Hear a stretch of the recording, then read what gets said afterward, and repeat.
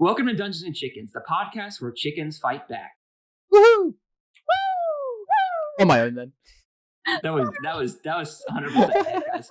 Be excited. This is our first D&D podcast. You guys,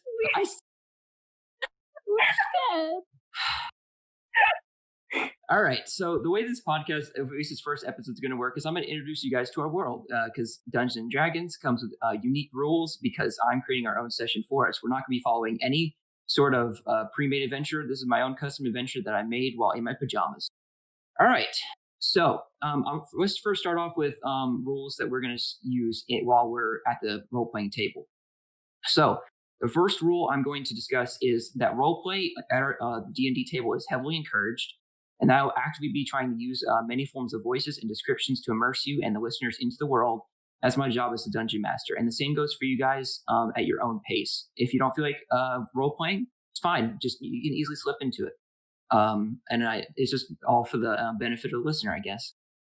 Monsters will be modified and repurposed throughout the story. So if you are a listener that happens to know or like memorize the monsters in D&D and they don't match the exact perfect stats, know that I have taken personal liberties to fit it into the story, into the enjoyment of the game. So I may make alterations to their stats. The plan of this campaign is to bring the characters all the way up to maximum level 20 by the campaign's conclusion. Next up, wizards will not need to collect materials to use spells throughout the world. They will be available anytime with the exceptions of jewels, including diamonds. The pace of this campaign will vary as I'm primarily focused on giving you and the viewers a powerful experience based off the characters and the world that you create and helped create.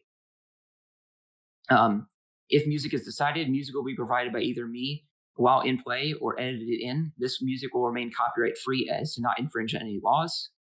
Rules will be followed, but the restrictions of them will be decided on a case-by-case basis, decided by me when it comes up in game. Lastly, not sound like a camp counselor who's about to send the kids off, but finally have fun and don't be afraid to get creative. This is a game of imagination and creativity like no other. So when push comes to shove, feel free to ask me a description for something and it can be done, or I will 100% make it up on the spot if I don't know. And with that, let's get a bit of background in the world that you guys are going to be playing through in the foreseeable future. So the land that you guys all inhabit is called Ufaros. The current year is 1358 BET, otherwise known as the year since technology was first used, such as tools made of metal, ingots, and wood, and like axes and swords. However, the nation of Aspecia, there became an issue with rising monster attacks from what people described as humanoid fish, mole, and chimera monsters. Investigating this around 25 years ago, after digging a bit too deep, businesses extracting oil from the ground discovered that the ground they were standing on was only a 5-mile thick crust, meaning that the monster attacks were coming from down below and that the world was, in fact, a hollow planet. So now, explorers were sent down to figure out how to put a stop to this issue, only to never return. Which brings us to this day. I'll start off by listing the nations that make up Ufaros. The first of these is Ufaros, a land of racial mixing like no other, and people have varied backgrounds and races that you will never know who or what you will see here. It has quite an amount of races, cities, and Thessagia being the most popular and is the capital of Ufaros. You'll notice that one of the largest attractions of Ufaros is the Thunderdome, is an arena built in Ufaros for the bravest of souls in the land to compete in gladiatorial combat for the amusement of their fellow souls, as well as a great bounty of coin if you do succeed. The next land is Aspecia, a harsh desert land with many old relics of the old world in it, so much so that the large amount of iron here, among the other weather factors, has turned the soil dark red. This is where the world was discovered to be hollow, and this is where adventuring groups have been journeying out on to figure out, to chart the area and explore the rest of the nation. Next up, we have the Land of Jorog, a limited population and dwarven nation with only one main city. And however, there are other populations spread across the land. They are known for their crafting abilities, and they make some of the best weapons in Ufaros and distribute their trade, but they're a bit antisocial. Next up, we have the foreboding Bogs. It is a small land of swamps. It's mainly uncharted, and this land is rumored to hold some of the relics of the old world, as well as powerful monsters that really scare away any travelers that try and go there. Next up is the Ashenland, a land of tribal warfare. It is made up of orcs and goblins, unkind outsiders, which reasons we'll get into later.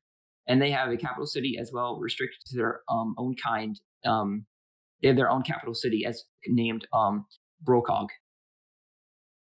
Next we have Valerian, a mainly drow population with a source of exports and trade in the land in Ufaros. They have had known misdeeds with black market exports and have a reputation of being untrustworthy in the nation. And finally, the last nation is Failgon, a land of cold and harsh warfare, having a conditioned society with one of the strongest armies in the land and training some of the fiercest warriors. The Steelfish Legion guards the land with ferocious tactics, going so far as to start war with the Ashenlands over just deities. Speaking of deities, let's get into the deities of what are going to be dominating the world or hold people's beliefs very true. First, we have Eos, the god of death. He manages the dead and keeping track of those who enter and leave the underworld. Not highly worshipped, but he is strict on his policies of leaving and or taking. Next up is Dorella, the goddess of nature. She keeps balance in nature and maintains the energy and the cycle that flows within it. Often a merciful god is more than willing to lend her followers her abilities than other gods. She is worshipped in small amounts in Ufaros by certain individuals or groups. Next up is Novothar, the god of revenge. He is thought to be the angriest god. Soldiers typically pray to this god for good luck in upcoming battles, and for those who have been wronged, pray to this god often so that their wishes can be fulfilled. It is worshipped in Failgon the most, but has a large presence throughout Adremos. Next up is Una, the goddess of truth, thought to be the source of all truth in the world, and is worshipped across all Adremos. Nazodal, the god of life, thought to be the most fair god in the land by believing to carry no bias towards anyone or anything.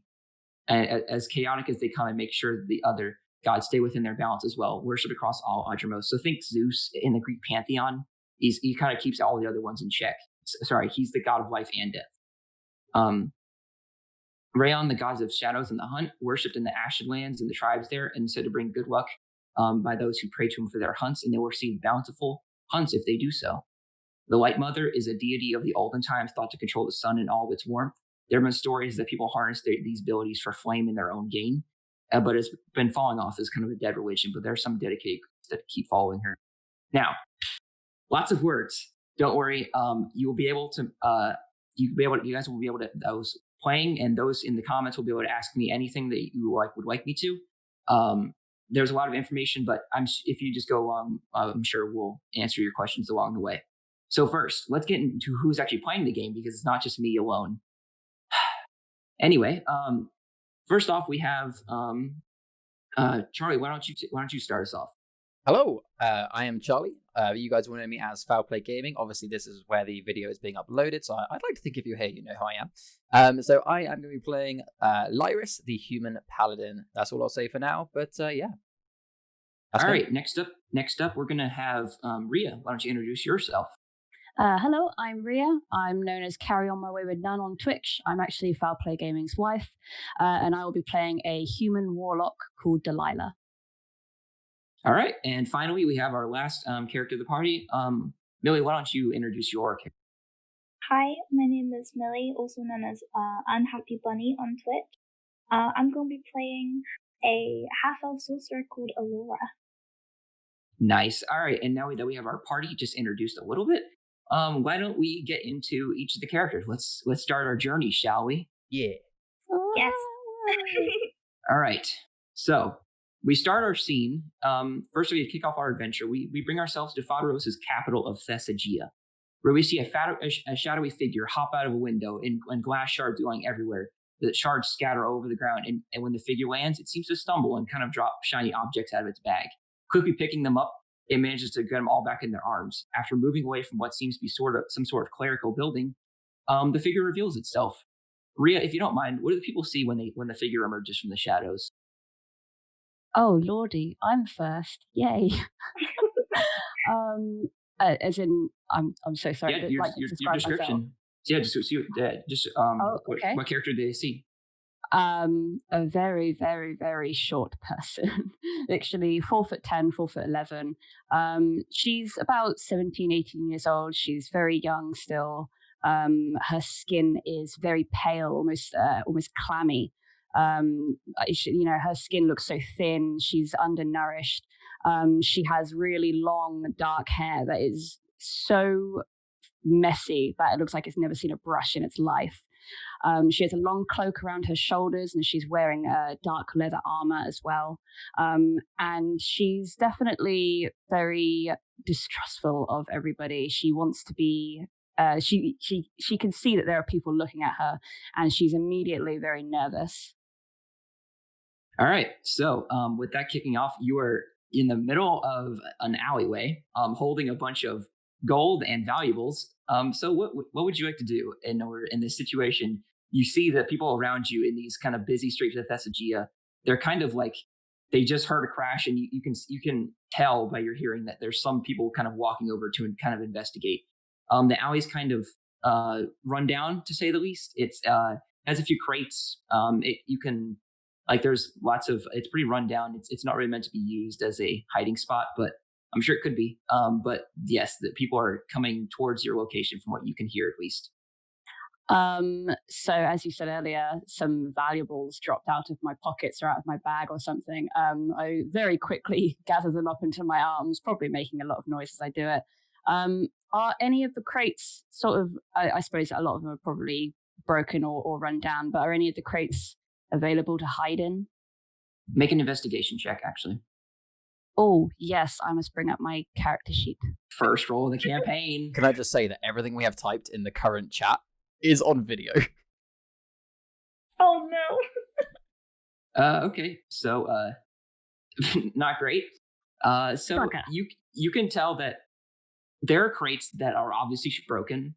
By your height, you could assume that you could be hidden, but with your intuition, there's no really way to be sure. Is obviously there's like the main entrance to the alleyway, which will probably be where people are running from. Is there a way out the back potentially? There is a sort of fenced area, like a stone fence. It does have like some spikes on the end of it. So if you are gonna try and vault it, you're gonna have to risk maybe getting hit with spike, like a fence spike kind of thing. Oh dearie me. Okay, I am going to hide myself next to that fence, and I'm actually going to cast. I'm going to cast a spell, and I'm going to cast Cloak of Shadows. Oh, nice. Okay, Don't forget you can click it, Rhea, to show what to show people in chat what it's going to look like. I am trying to click it to put it into the chat, and it is not working. Hover your mouse over it and click the little speech bubble icon. Aha! I was being dumb. All right.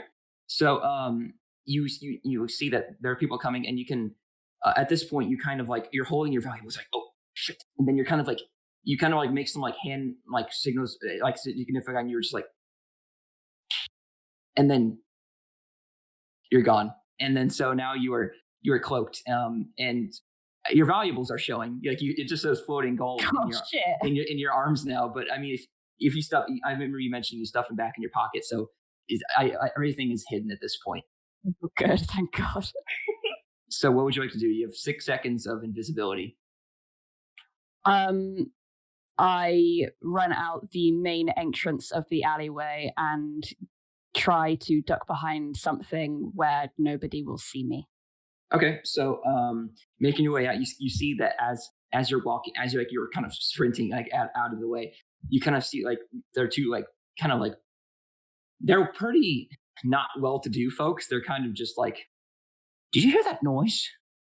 Oh yeah, I mean, yes, I heard the noise. Come on, let's go check it out. And then you see some like two gentlemen. One is kind of dirty blonde, the other one is kind of darker haired. He's like, what the fuck? The church glass is broken. We got to go tell them. All right, fine. And then they kind of like head inside, and then they call it kind of like shut the door of this clerical building of sorts. Now you in the alleyway, you kind of just see, you kind of hear your cloaking sort of went away, and now you're kind of just like standing in the middle of the street, kind of like you're a little bit away from the steps of the church building. You're standing sort of like in front of like a home of sorts, and you are kind of just like looking around, and you can see that it's a pretty busy street. No one besides those two people really seem to notice. There's a lot of like hammering, like animals or sometimes coming through the streets. It's like you're in one of the poorer parts of town, so it's kind of not the best. Okay. Well, my first thing on my mind would basically be to get as far away from the church as possible. So I'm probably just going to try and wind my way through the streets towards somewhere where I might be able to find someone to take me away. All right. So needing a way for escape, you kind of you start walking through the city streets. I would say for about maybe like 10 to 15 minutes. You're just kind of like wandering through the city looking for some sort of like travel, and you do see that there is a tavern, and you do see that there's a horse. There's a tavern, and there's like a sort of a horse stall connected to the side of it, and so you can assume that they would give rides. So you just have to go inside and ask. Okay. As in the horse stall is like connected to the tavern, like the people who I need to speak to are in the. Yeah, they have like a mini transportation service in the tavern. Right. Okay. Okay. So I head into the tavern. And I go over to the innkeeper or bar person. All right. So you go to the innkeeper, and so go ahead. Go ahead and ask the innkeeper. Oh, role play. Oh no. Excuse me. Is how much for a horse? How much for a horse? And you see, kind of turn around this he kind of wears like a stained apron, and you can see that he's holding 2 dishes of food, and you can see that he's like, I would say for you, the transportation service, it's to our left, over in that room over there. They a man named Nathaniel will take your order, and he will ask where you want to go in the charge after. Thank you very much. And then I just head to the room. All right. So with Rhea doing that, we're going to kind of skip back, and we're going to go to another person. All right. So switching gears, we bring ourselves to the Thessagia, like road to Thessagia as a sort of way. We go to a sort of cart of sorts, and we see that there is a single male figure in the back seat, and with a driver in the front. Now, kind of like being a bit tired after what seemed like a long travel, he kind of like gets up and kind of stretches a little bit, kind of thing, and then he Charlie, why don't you introduce your character? What do they see? So I will just give you a nice description that I definitely didn't pre-prepare. So Lyris is a 6'1" white human male, very muscularly built, definitely like myself, obviously. With surprisingly unsurprising blue eyes and short blonde hair, with a strawberry blonde beard trimmed to about 1 inch long. Lyris, sounds slightly familiar. Yeah, so creative, right? No, so Lyris wears beautifully polished and well taken care of chainmail. Obviously, someone who takes care of their items. The chainmail covers his torso, his upper arms, and his upper legs, under which he wears a thick brown cloth undershirt, which is clearly seen through the chainmail, and brown cloth trousers with leather, almost knee-high wanderer's boots. Over his shoulder, you can see he carries a metal shield. It's a long shield that, when placed on the ground, it would at least come up to Lyris's breast. It has one straight edge and one curved, which meets at a point at the bottom. The curved side has a slight cutout, which had previously been used with a previous owner to balance a spear that Lyris does not own. The shield was a gift from someone. It's black with a golden sun in the middle. There's space in the middle where a signet could be added. Lyris is carrying a long sword. You can see it laying next to him on the bench of the cart. The long sword is nothing special, forged steel, well taken care of though, with a black leather wrapped hilt. The guard of the sword marked with scratches and chips from many parried attacks from previous battles. Lastly, you can see Lyris on his right waist his light hammer. It's a hammer that he's taken with him for all of his life. And it's very, very close to Lyris, but I'm not going to give much more description of that. Apart from that, it is... I have got a description of it somewhere. Stand by, chat. It's bound to Lyris by a thick leather hand strap. It's only about a foot long and has some nice patterns on it, which relates to a certain region, which I'm going to keep relatively secret for now. Very well. Okay, so you are just kind of like getting up and seem kind of exhausted, just kind of woken up for a nap kind of thing, and you see the driver in front of you. He is wearing kind of like a straw hat. You can relatively assume that he bought kind of a cheap transportation service. As it looks, it's more like a farming individual. He kind of like wearing he's like a straw hat, kind of like ragged a bit clothes. He's like, "Is this where you're going, son?" Oh, I hate sleeping in hay. It gets everywhere. Yeah. Farados isn't its name. Are we close? Yes, actually, Thessagy is right up ahead. Yes, that's where I was planning on stopping off. I've got a few people to speak to. I will be traveling further, but this is my stop. Very well, son. You with me? I'll take you up. And as for the next few minutes, you're just kind of like going like along the route, and eventually you arrive at the gates of Thessagia. No issue. Just kind of passing through, kind of thing at the checkpoint.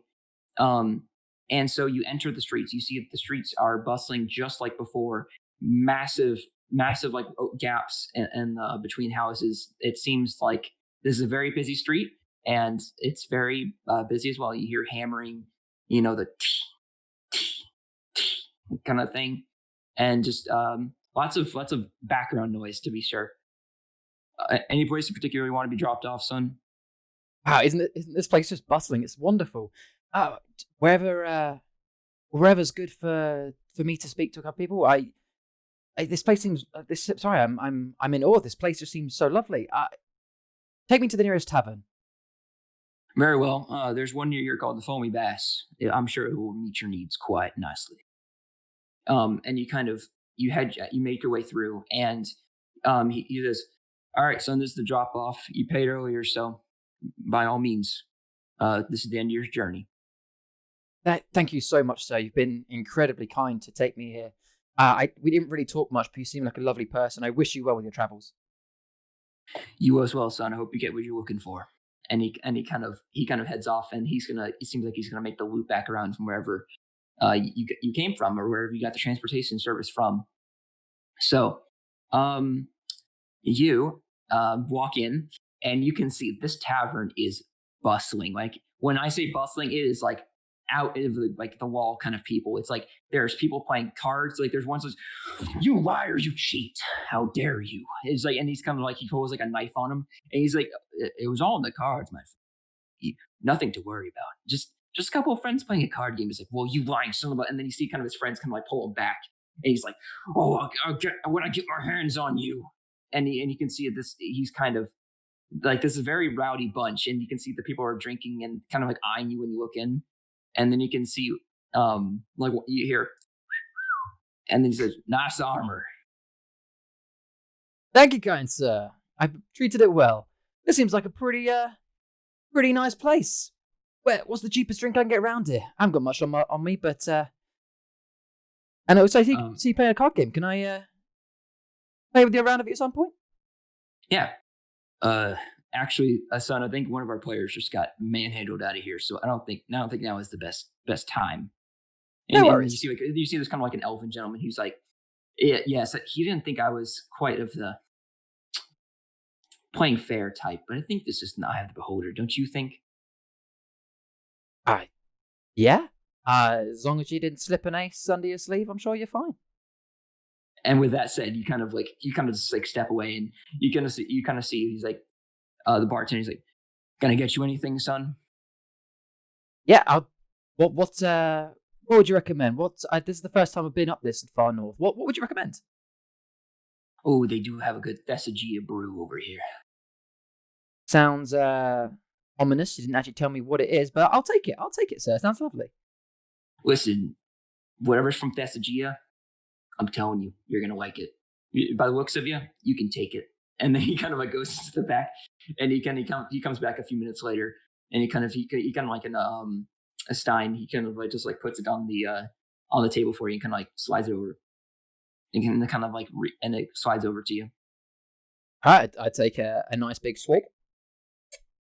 And let me tell you, when you take a swig, it burns. Like this is a like quite a hefty drink. Like this is like the man's drink. Like this is this would have knocked you on your butt if you weren't so like you are ready for it. Like you're used to drinking at this point with especially with your stature and everything. Your body type is it can fit this, but it would like if any person was like really short, this would knock them over. Like and you take a swig. Oh, that takes me back. That is very, very nice. I will give you that. How much do I owe you, sir? Oh, that's just 2 copper pieces, son. Take 5, and I'll have nothing else back, please. That is a quality brew right there. Thank you very much. Yeah, and nice to serve you, young man. And he kind of like you're kind of like coughing a little bit after drinking it. And you kind of like finish your drink, but you're kind of like, it's like drinking vinegar. You're like, oh man, it really burns. It has quite aftertaste. And you head for what seems to be a transportation service as well, because I assumed you're looking for a ride. Is that what you're going to do? You are very perceptive, sir. Yeah, I'm looking to head a bit north of here. I've heard of I want to say it quietly. I don't want to scare anyone, but I've heard of some monsters that have been cropping up in the area. I'm in that sort of trade right now. Yeah, I'm looking for transportation north. Do you know anything that can help? He kind of leans in. He says, "These parts getting kind of scary. You know what I mean?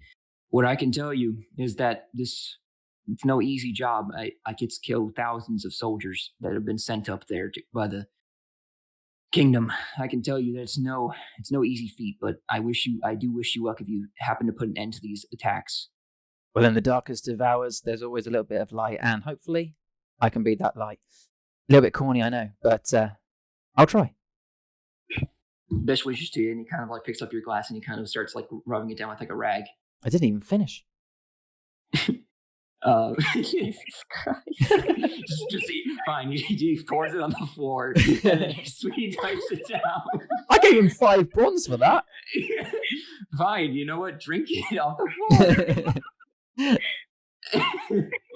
Fine, let's assume you drank all of it, Charles. Appreciate it. And then you kind of head off to the right as well. And finally, we're going to bring ourselves to another scene, not too far from Thessagia as well. So we open the scene on a open field, but this field isn't exactly normal. This on the field around you scattered, you just see bodies and bodies of goblins that have been just slain in cold blood. There's blood spattered all over the place. And we kind of introduce ourselves from behind to a cloaked figure looks like an elegancy in a field of goblin corpses and has very bloodied hands, but no weapon in hand. This figure is surrounded by people wearing bloodied armor as well and have dried blood on their hands in an open field with spears that are busy looting the corpses all over the ground. Millie, why don't you describe what the audience sees when you take off your hoodie cloak? Okay, so she's quite a small figure, about 5 foot. She has really long, thick, and fire red hair, which loosely curls midway down and sits perfectly to one side. She has almost porcelain, like white paper skin that is lightly dotted with freckles just across her face. She has eyes, bright blue eyes that kind of captivate people. And she usually fondles with a bracelet that's on her right wrist that's made out of like twigs that's kind of weaved between some gems. She always seems to be kind of touching it, holding it quite close to her. She's very protective of it. She's also wearing some leather armor that's got a slight red tint to it. And yeah, she's all very right. So that being said, you kind of put down your cloak, and then you kind of hear out one of the gentlemen be like, Alora, are you with us? Okay. We're heading back to Thessagia to claim our bounty. We did our job here. There's no survivors. She kind of looks up.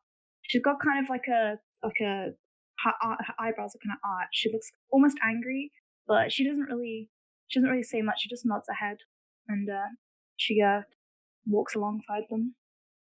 And with that, you follow along, and you hop into what seems like another wooden cart, similar to the one that Lyris was on just a moment ago. And it seems kind of like basic wooden build. And there seems to be like what seems to be like the captain, a very decorated kind of armor kind of thing of this like platoon kind of thing. He steps in the back and he starts doing. He's like, yeah, and then as your horse starts to go to a gallop eventually, and you guys after a little bit, you're about 2 miles away from Thessagia, because there's been like recent goblin attacks, and then you make your way back to Thessagia, checking in through the checkpoints with no issue, and they're heading to the town hall for to retrieve their bounty. And looking at the town hall, it is a very lavish stone structure. This is near the center of the city, and you can tell this building is money. Like it is like marble all over the place. Like it is very decorated and like with like columns and everything. And you can see that like they're starting to come out from the cart and stepping out, and you step out as well. All right, come on, Aurora, let's go collect our bounties. We get a job done here. Oh God. Okay. Again, she just kind of looked up at who the person is talking to her, and she just like silently follows to collect her bounty.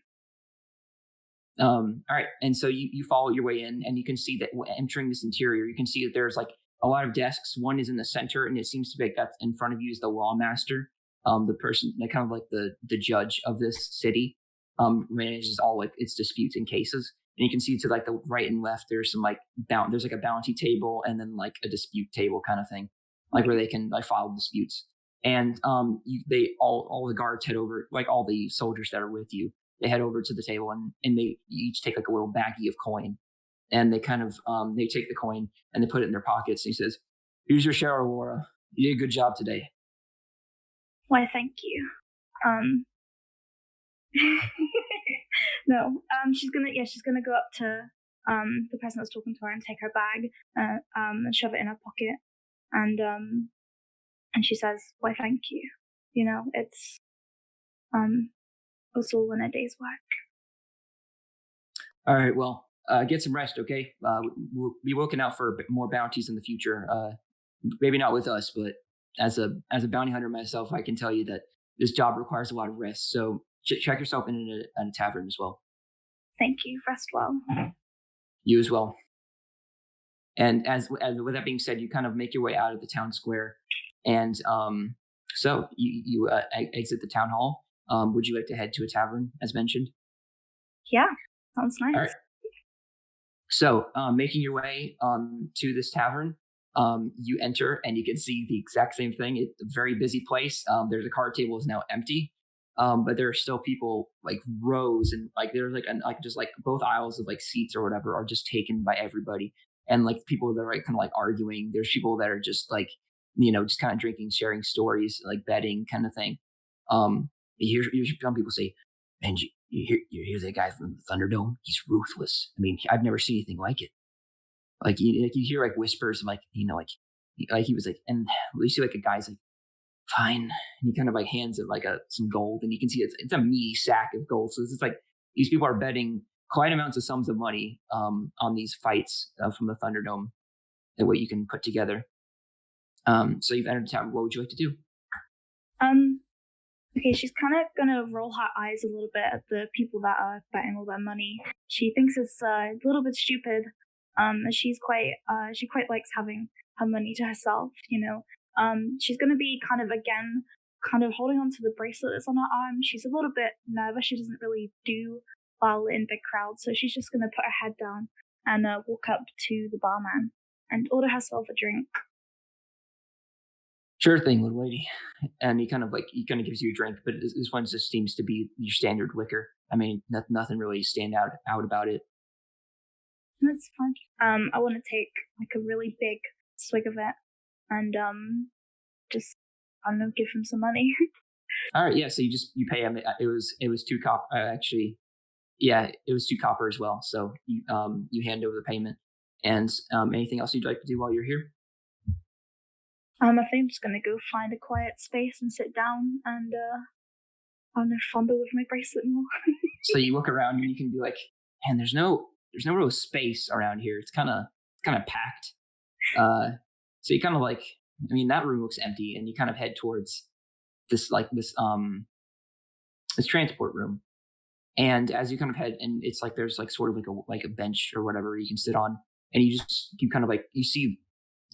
enter the room and you see the 2 figures that are kind of strange. You see Lyris and you see Delilah, right? I said it right? Yeah. Okay, making sure. Delilah, and then you kind of like, although don't not recognizing them at all, you kind of just sit at the bench, kind of just like on the side, just kind of composing yourself after battle, like, you know, kind of like rubbing, trying to get the blood off your hands, kind of thing, so it doesn't stain. That being said, what would you guys like to do? I'm going to stand up from the table, just kind of like, just standing up almost out of respect. Look towards Alora. What time of day is it, actually? I'm not sure if you mentioned earlier. What time of day is it right now? It's approaching like late afternoon. It's like you passed midday a little bit ago. No worries. Good afternoon. Lovely to meet you. Looking for a place to sit down? We've got a place right here. My name's Lyris. Lovely to meet you. And I extend my hand to Alora. I don't really do very well with introductions. And she kind of looks at his hand, and looks up at him, and then kind of keeps to herself again. I see. So you're more of a hugger then. I'm only kidding. I don't want to put any pressure on you. You seem like you've had a hard day. Come, have a seat.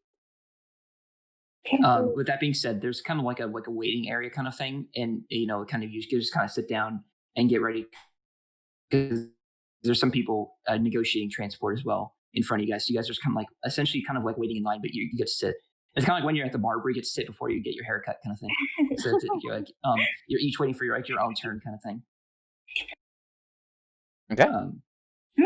Eventually, time passes, and Delilah, I believe you're up first.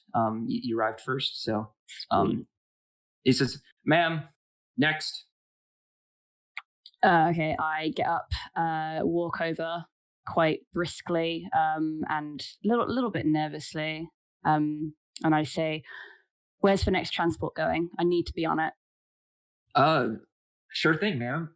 Actually, it's going to take you out of this land, and it's going to take you.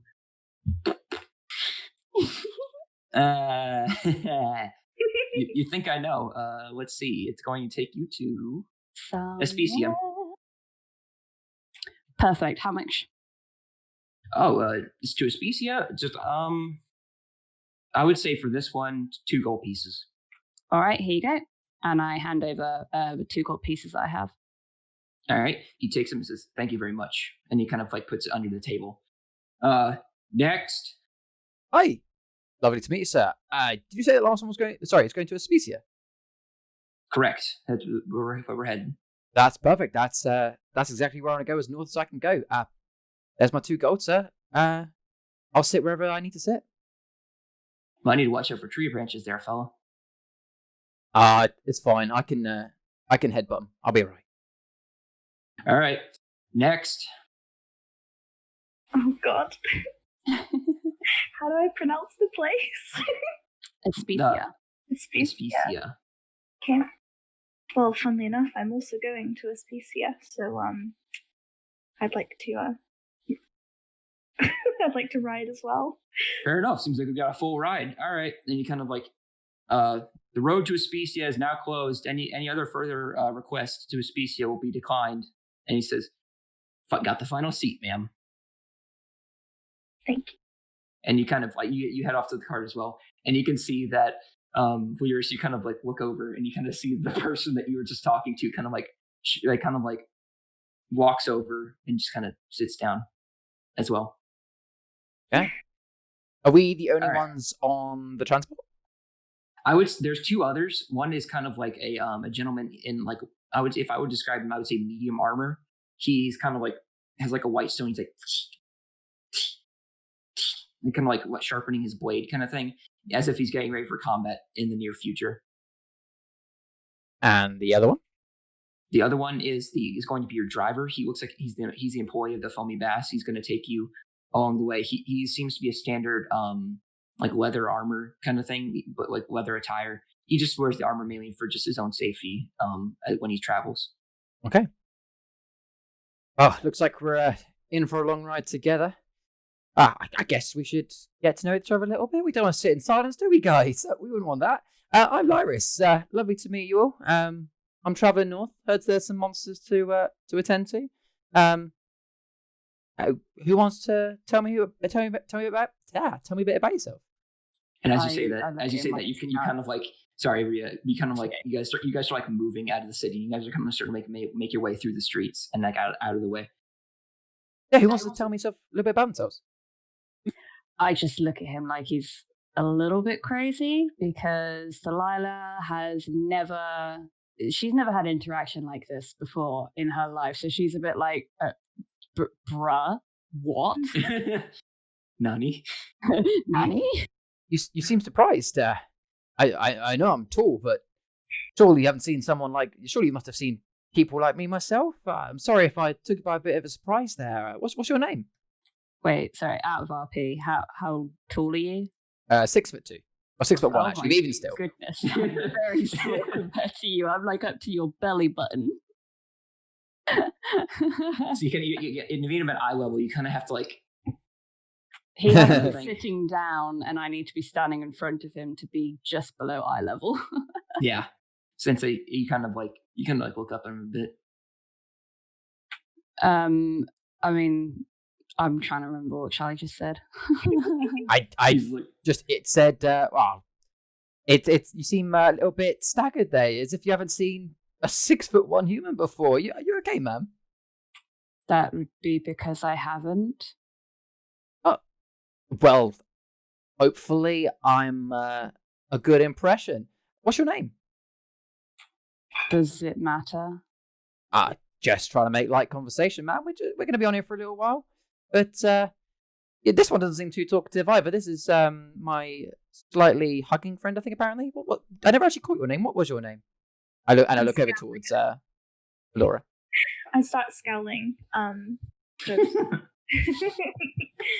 You don't know anything about me, so don't be assuming things now. Oh, I'm sorry. I apologize if I caused any harm. I just trying to liven the journey. I turn to the one gentleman sharpening his sword. I see you're a swordsman yourself. What about yourself, sir? What brings you heading up to Especia? He kind of looks up at you with one eye, and he's kind of like, hunting, actually. Kind of like sharpens his blade. I heard there were some quite abounding bounties for the head of those monsters up ahead, and thought I'd join in.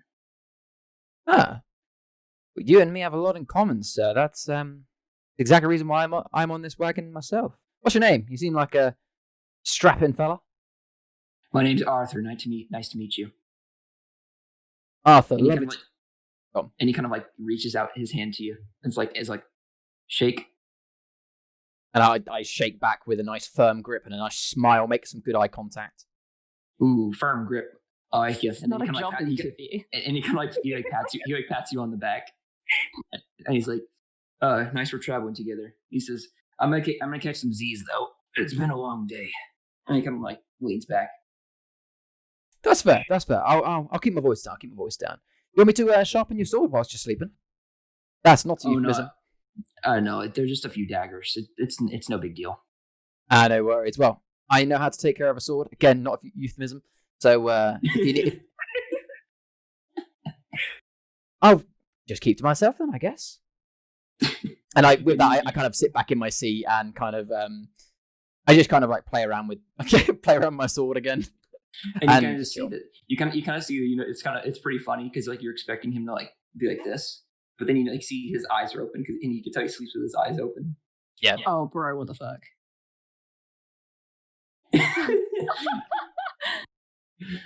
All right. So on going on your way.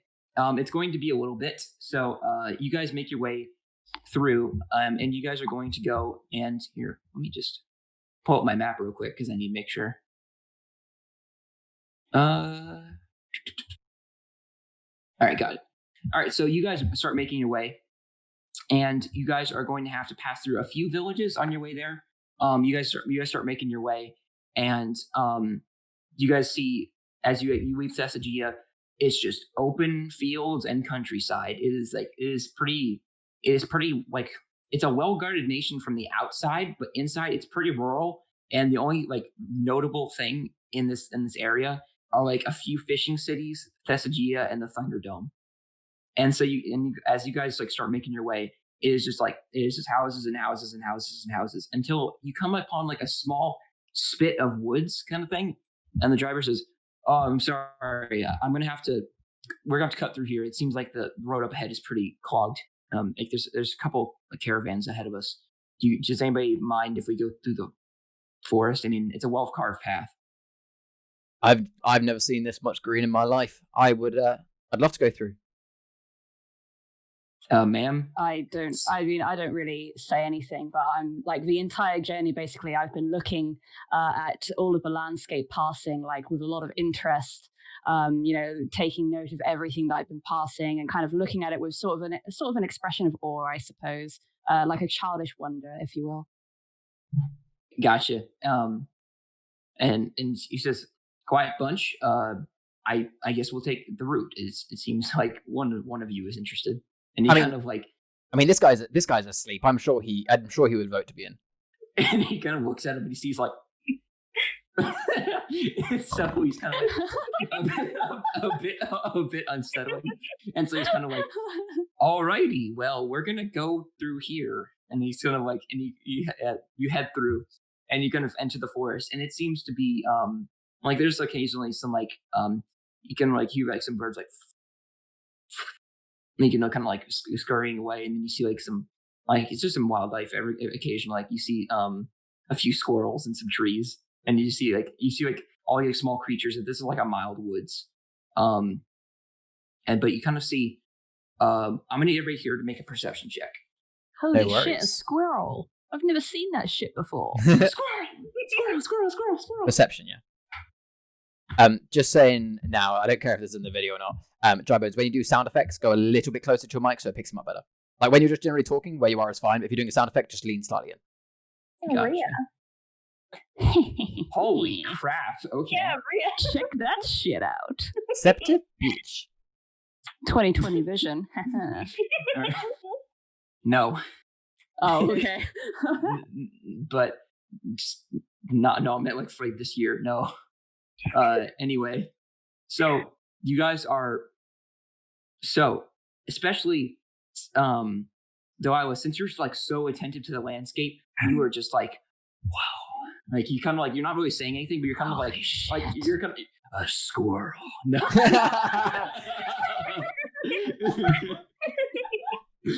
you're kind of just like looking around and just inspecting, and you kind of see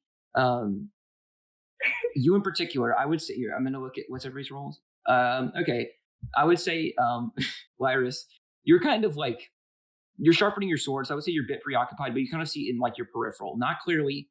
But Delilah, you kind of see, so you hear like a, and like if something runs past the tree line. Okay, on the right side, on the right side of the part, like where you're sitting, you kind of like turn and you kind of see like a shadowy figure, and you kind of see, you hear like, and it's gone. Did anybody else see that? See what? Well, that answers that question. Fuck's sake. Listen, it was, and then the driver says, "We should split up and look for clues." No, but go on. Sorry. I just saw something. Either. Something.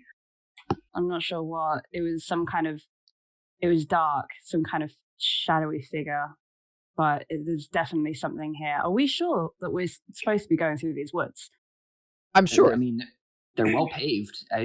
People have been here hundreds of times. It's nothing unusual. Surely it's just going to be a rabbit or something. We're in the woods. Oh, yeah, sure. I just saw a rabbit. Yeah. Sarcasm. I like you. No. I don't like you. That's understandable. You don't know me. I appreciate that. Understandable. Have a nice day.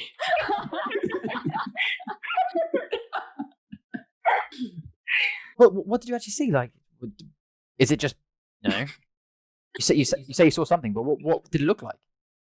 It was just some kind of figure. I don't know. It was so fast. It just disappeared. I'm sure she knew. She would have said something by now, surely. Exactly.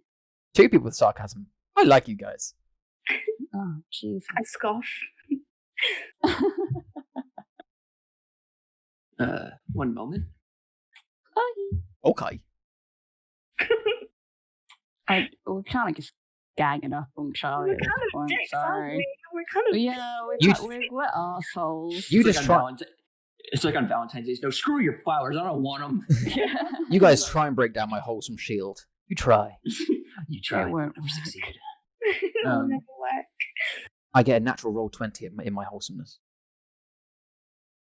Doesn't beat my natural 22 in perception. Holy, I mean, that is quite a perception. I consulted the cards first. One moment. I'm gonna persuade you to accept my wholesomeness. Damn. That did not work. All right. So, suddenly, as you guys are just moving along, he says, the driver's just like, listen, I assure you, it's fine. Boom!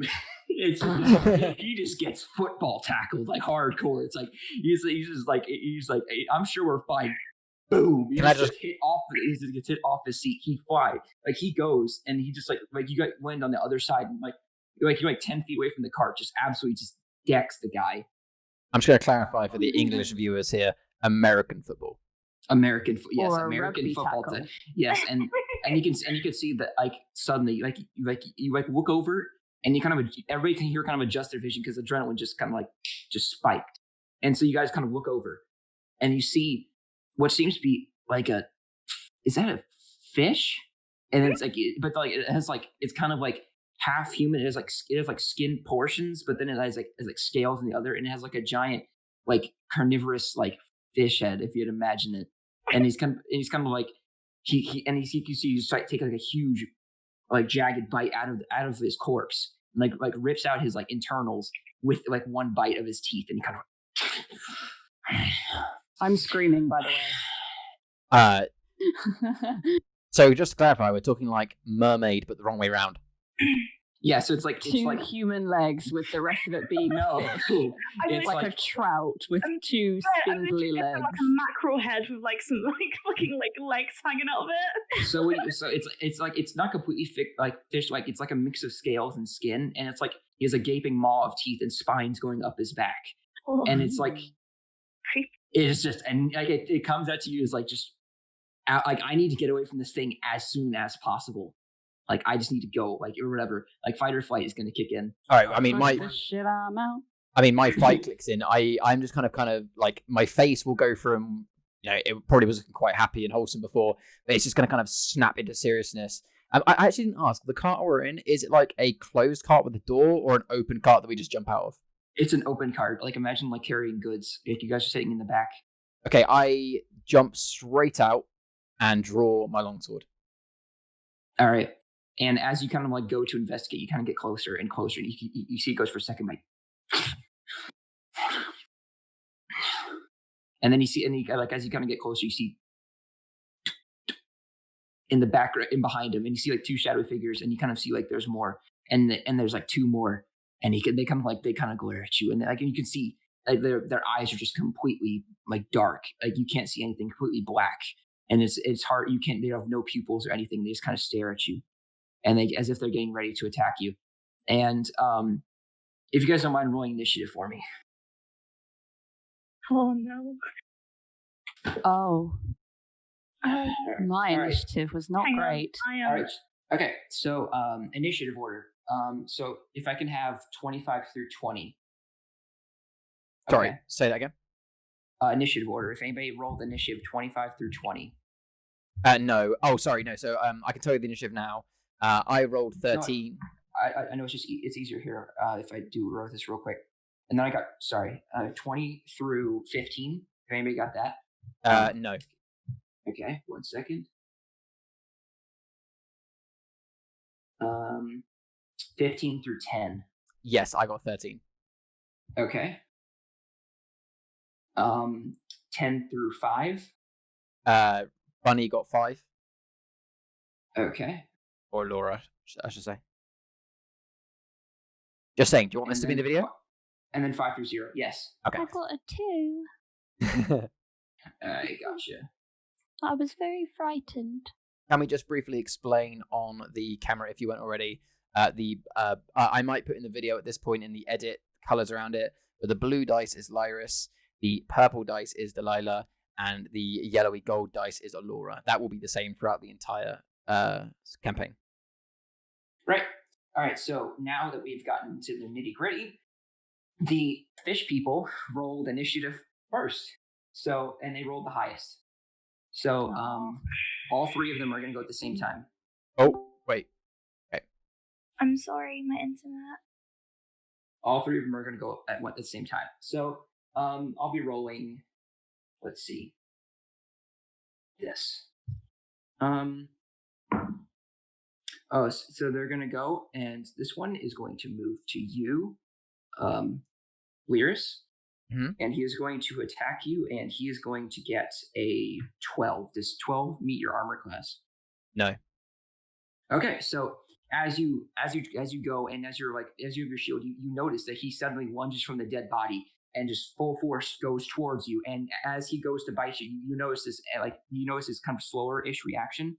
And so you go and you hold up your shield and block the bite, and he kind of like digs into your shield a little bit, but it doesn't make a dent. He basically rams into your shield full force. Next up, we're gonna have this pretty fella. We're gonna have him go. So cute. 15, 20, 25, 30. Yeah. There we go. We're gonna have attack Lyris again because he's drawing quite a amount of attention. That's fine. Lyris, you see suddenly a bunch of you see the 2 figures in the back suddenly like start going to a full force charge straight at you. And let's see what they do. He's going to go and he starts to lunge at you. There's a 18. My armor class is 18. Okay, yeah, so he hits. And so that's going to be for bite. 7 points of piercing damage. God damn. From the bite. God damn. And then finally, this guy is. It seems like he moves to 15, 20, 25. He moves here, and he seems like he's prepping for something. You don't know what, but he kind of like you see like he kind of like rolls his back forward as if he's like leaning over, and then you kind of see like he's kind of like getting ready. His spine's kind of twitch a little bit. That's gonna be it for his turn. Next up we have Lyris. You're up next. Why did he bite me? He bit you like when you were holding up your shield to bite the other one. The other one kind of like bit your sword arm a little bit. Okay. Ah. Oh. Whew. Look, a nice chunk there. I promise you now, this will be your only chance. And I take my longsword. I've got my shield in one hand, so it's going to be a one-hand hit. Can I? This is actually I don't know. Can I? Considering they're both in vicinity, can I make a slash at both of them? As in, if they okay. Considering the one that bit me was the right-hand one, I am going to make a hit with my longsword. I'm purposely going to go for the knees of the person to my right. Okay, so roll to hit. I got 15. All right, 15. So that is going to hit. So roll damage. 4 slashing. Nice. Okay, so that is going to be more slashing. Noted. All right, so you go to swing and hit, and you swing and you slash his knee, and he kind of like falls to one knee and kind of like falls forward a little bit, dropping his weapon. He falls prone, not dead, but he kind of like fell. Yeah. Is that going to be the end of your turn? Would you like to move or anything? I mean, if you move, you give them an attack of opportunity, but you still have the option. Purely in preparation for my next turn, it makes no difference really to my character there, but I'm going to kind of bring my sword back and have my shield in front of me, and kind of take a bit of I'm going to move my right leg backwards as if kind of like preparing for I know that I'm going to be attacked again. Kind of hiding myself behind my shield, but keeping eye contact with that left-hand guy. Okay, so you kind of like form like a braced position as if to expect another attack pretty soon. Gotcha. If that's the end of your turn, Alora, you are up next. You are Kia. Fuck. Shame. Okay. How far away am I? You are 20 feet. Okay. Just so you know, like for the reference, like if you go diagonally in this campaign, it's gonna be 10 feet instead of. So this is 5, but this is 10. If you get what I mean. Just want to throw it out there. I want to cast a spell at him. Just give me a second, please. There you go. I like it. Which one? I'm gonna cast Firebolt at him. As in, sorry, I meant which guy are you killing? The one that's closest to Lyris. Okay, yeah. Yeah, because I see that he's kind of just had a massive chunk being like bitten off. You just let him die. Screw that guy. Yeah, exactly. It was so wholesome. Disgusting. Gross. Vile. No, yeah. So I see Lyris get like a chunk bitten out of him. So I kind of want to try and help him out and cast Firebolt. Okay, easy enough. So go ahead and roll a hit. Hot diggity dog. Bunny, remember she can't. Drybones can't see it. She got to read it out. 26. Oh, was that nat 20? Yeah, looks like it. Yeah. It was green. Wow. It's green. Okay, yeah. So good job. Okay, so you're gonna roll the hit. The roll to hit, by the way, you need to click the words Firebolt in the chat, Bunny. Is you just gonna straight up fucking explode? Oh my! They're literally going to like combust. 16. 10 plus 6 fire damage. Okay, so with your nat 20. You kind of like wind back and you're like, okay, done this before. Just got done finishing off a bunch of people, not like these, but they all die the same. So and then you release it. You form like you see fire energy kind of like form in your hands, and then you take your other hand and you send it forward. And as you send it forward, you kind of see like the guy who he was just bitten into Lyris. He kind of takes a step back. He's like. And you suddenly see he takes a fireball to the chest, and you see that he falls down smoking. Oh damn, Bunny! He's got one-shotted. Goodbye. I knew there's a reason why I wanted to shake your hand. I'm gonna fucking roll like a 1 and then another 1. Millie, is that gonna be the end of your turn, or would you like to do anything else, like move or anything? Like, would you like to get out of the cart? I really kind of want to look really proud of myself. Just stand there. So I'm out the cart as well. I'm kind of Delilah, you just noticed that like when you're like here, you get off the cart. You notice Delilah that like you suddenly see like this big grin that she just murdered this like fish creature. Yeah. I want to like scowl over, like not scowl, but kind of glance over to Delilah, kind of like a smirk on my face. Like, oh yeah. Yeah. All right. Is that gonna be the end of your turn? Yeah. Okay. Next up is Delilah. It's your turn. Okay, so my eyes are fucking massive, okay, because I just saw this guy just get fucking exploded into oblivion, and it was pretty fucking rad. I've never seen anything like that before in my life. So I was just like, oh shit. We're the big boys. Yeah. So I see the guy, the fish man, the fan, the mish. The fan. Okay, so we're going to do the fan. I see the fan over on the left, and I cast a spell. This one, right? Yeah. Yes, indeedy. Okay. I will cast Eldritch Blast, and because I'm using my power, my eyes go from a light grey to a very deep but almost fluorescent purple. All right, so just so you know, Laura, you kind of just stepped off the cart, and it's hard to see because you're looking like I look behind her, but you can see that kind of like you see like a little bit of a purple glow come from her face, and you're kind of like very confused for a few seconds, but then you're kind of like, whatever, I need to stay on task or whatever. And you kind of see like the purple go and fade once the blast is shot, the purple goes away, and you it was the blast. It was the blast. It's fine. So go ahead and roll the hit. So Rhea, to hit you, there you go. It was 7.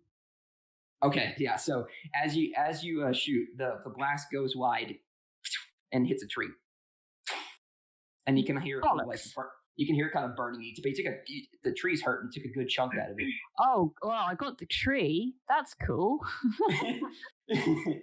I fucking hate that tree. And you can notice, just so you know, guys, the person that's still sleeping with their eyes open. In the back, he's not moving. Oh, he's dead. Deep rest.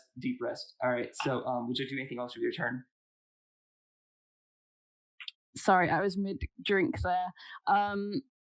I basically just go fuck really loudly, and then I end my turn. Can I laugh at her? That's a bit fucking rude, but yeah, all right.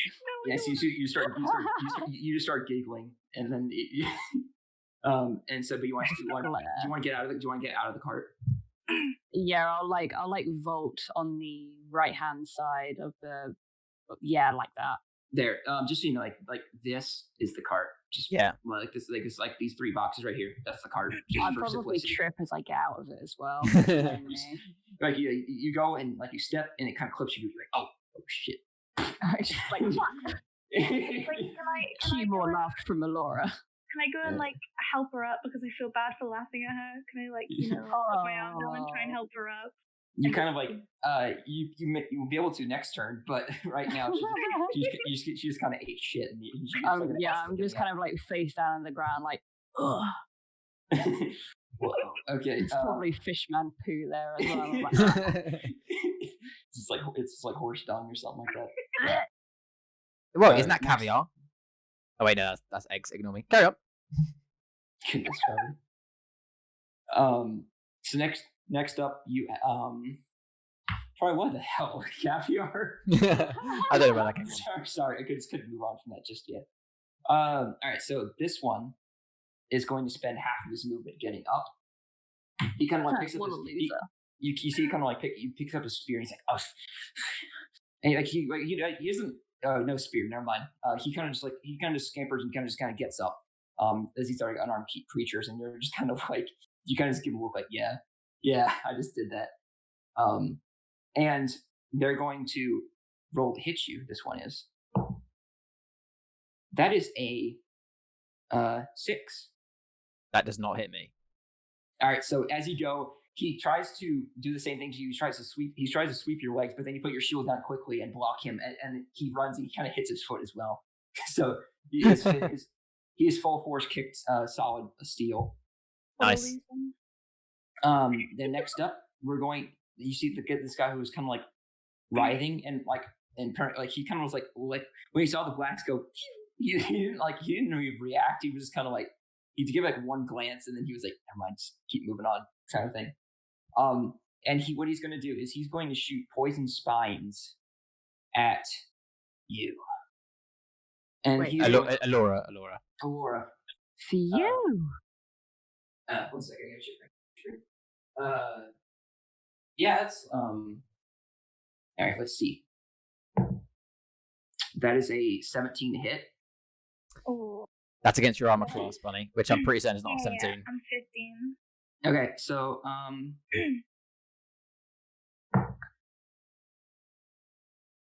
that is 8 points of poison damage. So as you kind of got off the cart, you're like, yeah, I just got one. It's right. It hits you right in like the upper shoulder, and it's just like a poison spine, kind of like stuck in you, as if you just kind of got like barbed by like a fish or something. I'm gonna die.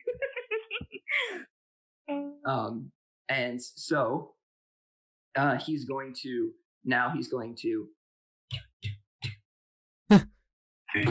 there, and he kind of like scampers over as if he's getting ready to hit you again. Lyris, it happens to be your turn again. All right. Just a quick question for the DM. Again, I should have mentioned. I don't think we've actually said in this recording, but I should mention to those watching that all three of the players, myself, Alora, and Delilah, have only ever played one game of D&D prior to this, and it was a short one, and we didn't even start it. Like we joined in midway. So I should mention that throughout this entire recording, you're probably going to see some questions. No question to the DM. When it's not our go, as in like, especially when it's the enemy's go, can we still talk to them, or like, can we still interact, or is it like when it's not our go, that's it, we're doing nothing? No, I can say that when you're doing that, you can speak, like you can say words, but you won't be able to like. Can't do anything. Yeah. You can speak. You can like taunt them or whatever when it's not your turn. So if Rhea just like absolutely like one tapped the other guy, you could have like, oh, you could have just been like, oh damn. Yeah. Okay. Cool. No worries. And you'd be allowed to say that because stuff. All right. So it's your turn. I am going to turn to the person on my left, and I'm going to be like, I'm sorry about your friend, but you're going to pay for that.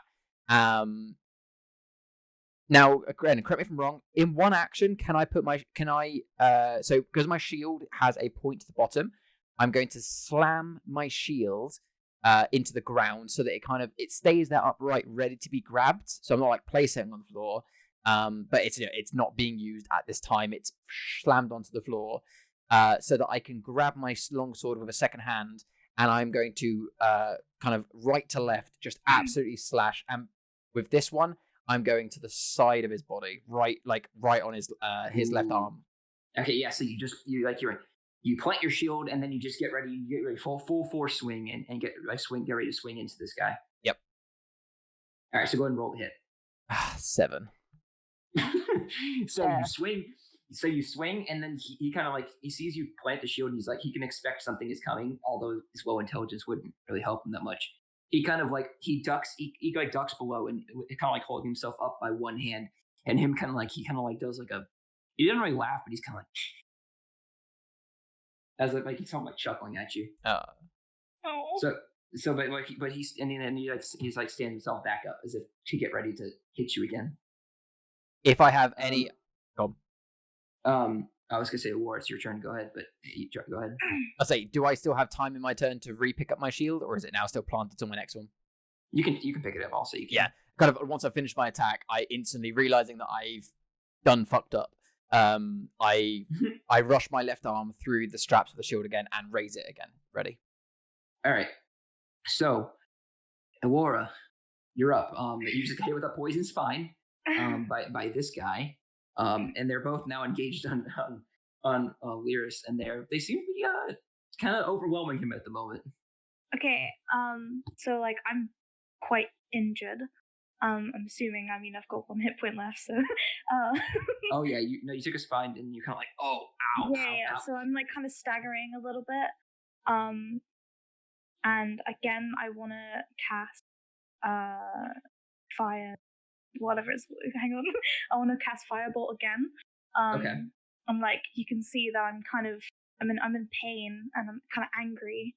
I'm just really hoping that I get like a good hit, else I'm gonna look stupid. And 15. Hey, that hits. Okay, cool. Okay, so what you do is you take a barb and you kind of like, oh, okay. And you're like, I mean, that didn't hurt that much. And then like a second later, you're like, oh, it wasn't just the impact; it was the poison in it. Ow, ow, ow, ow, ow, ow. And then you kind of like almost fall to the floor. But as you do, you can see him kind of like sneering like he did at Lyris when he missed, and you can like, and then you pick up your arm, like one single arm, like it's like a no looker. You like pull out your arm and you're just like, and it just like it goes and it hits him. So go ahead and roll the hit. She has 4. How much? 4. Okay. So as he manages to chuckle when Lyris missed him, he kind of was like he gets ready to go to attack Lyris again, but then suddenly he gets hit in the shoulder by a firebolt, and he's like, and he just sees you you just like you standing there kind of like on the floor, but yet still like have like fire like magic in your hands or whatever. Mm-hmm. All right. So you said 4? Yeah. Okay. All right. So that gives us to Delilah's turn. Did I get her off the floor, by the way? Yeah. It was just kind of like an initial reaction kind of thing. You were able to stand back up, but you don't have to like unprone for that. Okay, so right, I'm fairly close to the guy on the right. So I am going to cast Eldritch Blast. Well, I'm going to stand up and brush off my knees with a light flush to my cheeks because that is very, very embarrassing. Okay. And I'm incredibly embarrassed and humiliated. And out of pure fucking anger, I'm just going to cast Eldritch Blast on the fishman to the right. Okay. So go ahead and roll the hit. So you kind of like brush yourself off, and you're like, it just took me hope anybody didn't see that. Zap. 1 sec.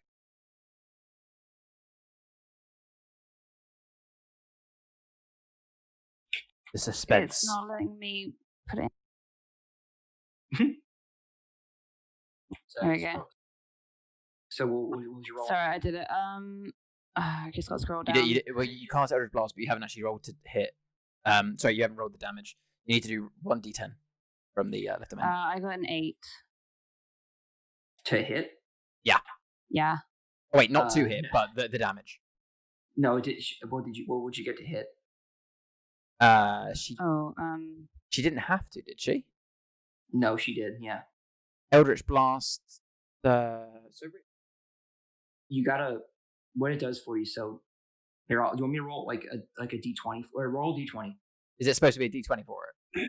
Yeah, it's a d20 plus other modifiers. This is what I would do if we're playing homemade. So well, just do. Fuck! I got a 2 on the d20. Okay, and then that would be plus your dexterity bonus because it's a ranged blast. That's 1. Yeah, does it give you a spell bonus? My spell attack bonus is 5. Okay, so you roll a 9. It's your roll. It's your roll plus whatever spell it is. Okay, so when I want to cast a spell like Eldritch Blast again, I do a d20 and I add my spell attack bonus to it. Essentially, yeah. Mm-hmm. If roll 20 doesn't work, that's what I always do. So Charlie, so pick up on the recording again. Yeah, I'll pick it up just prior to that. Okay.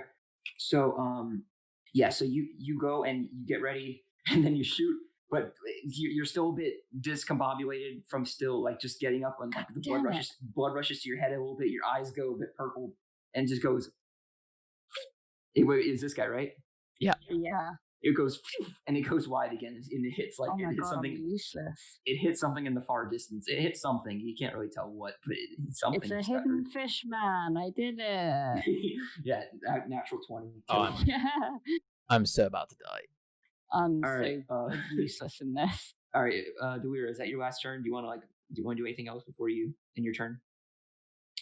I just go fuck again.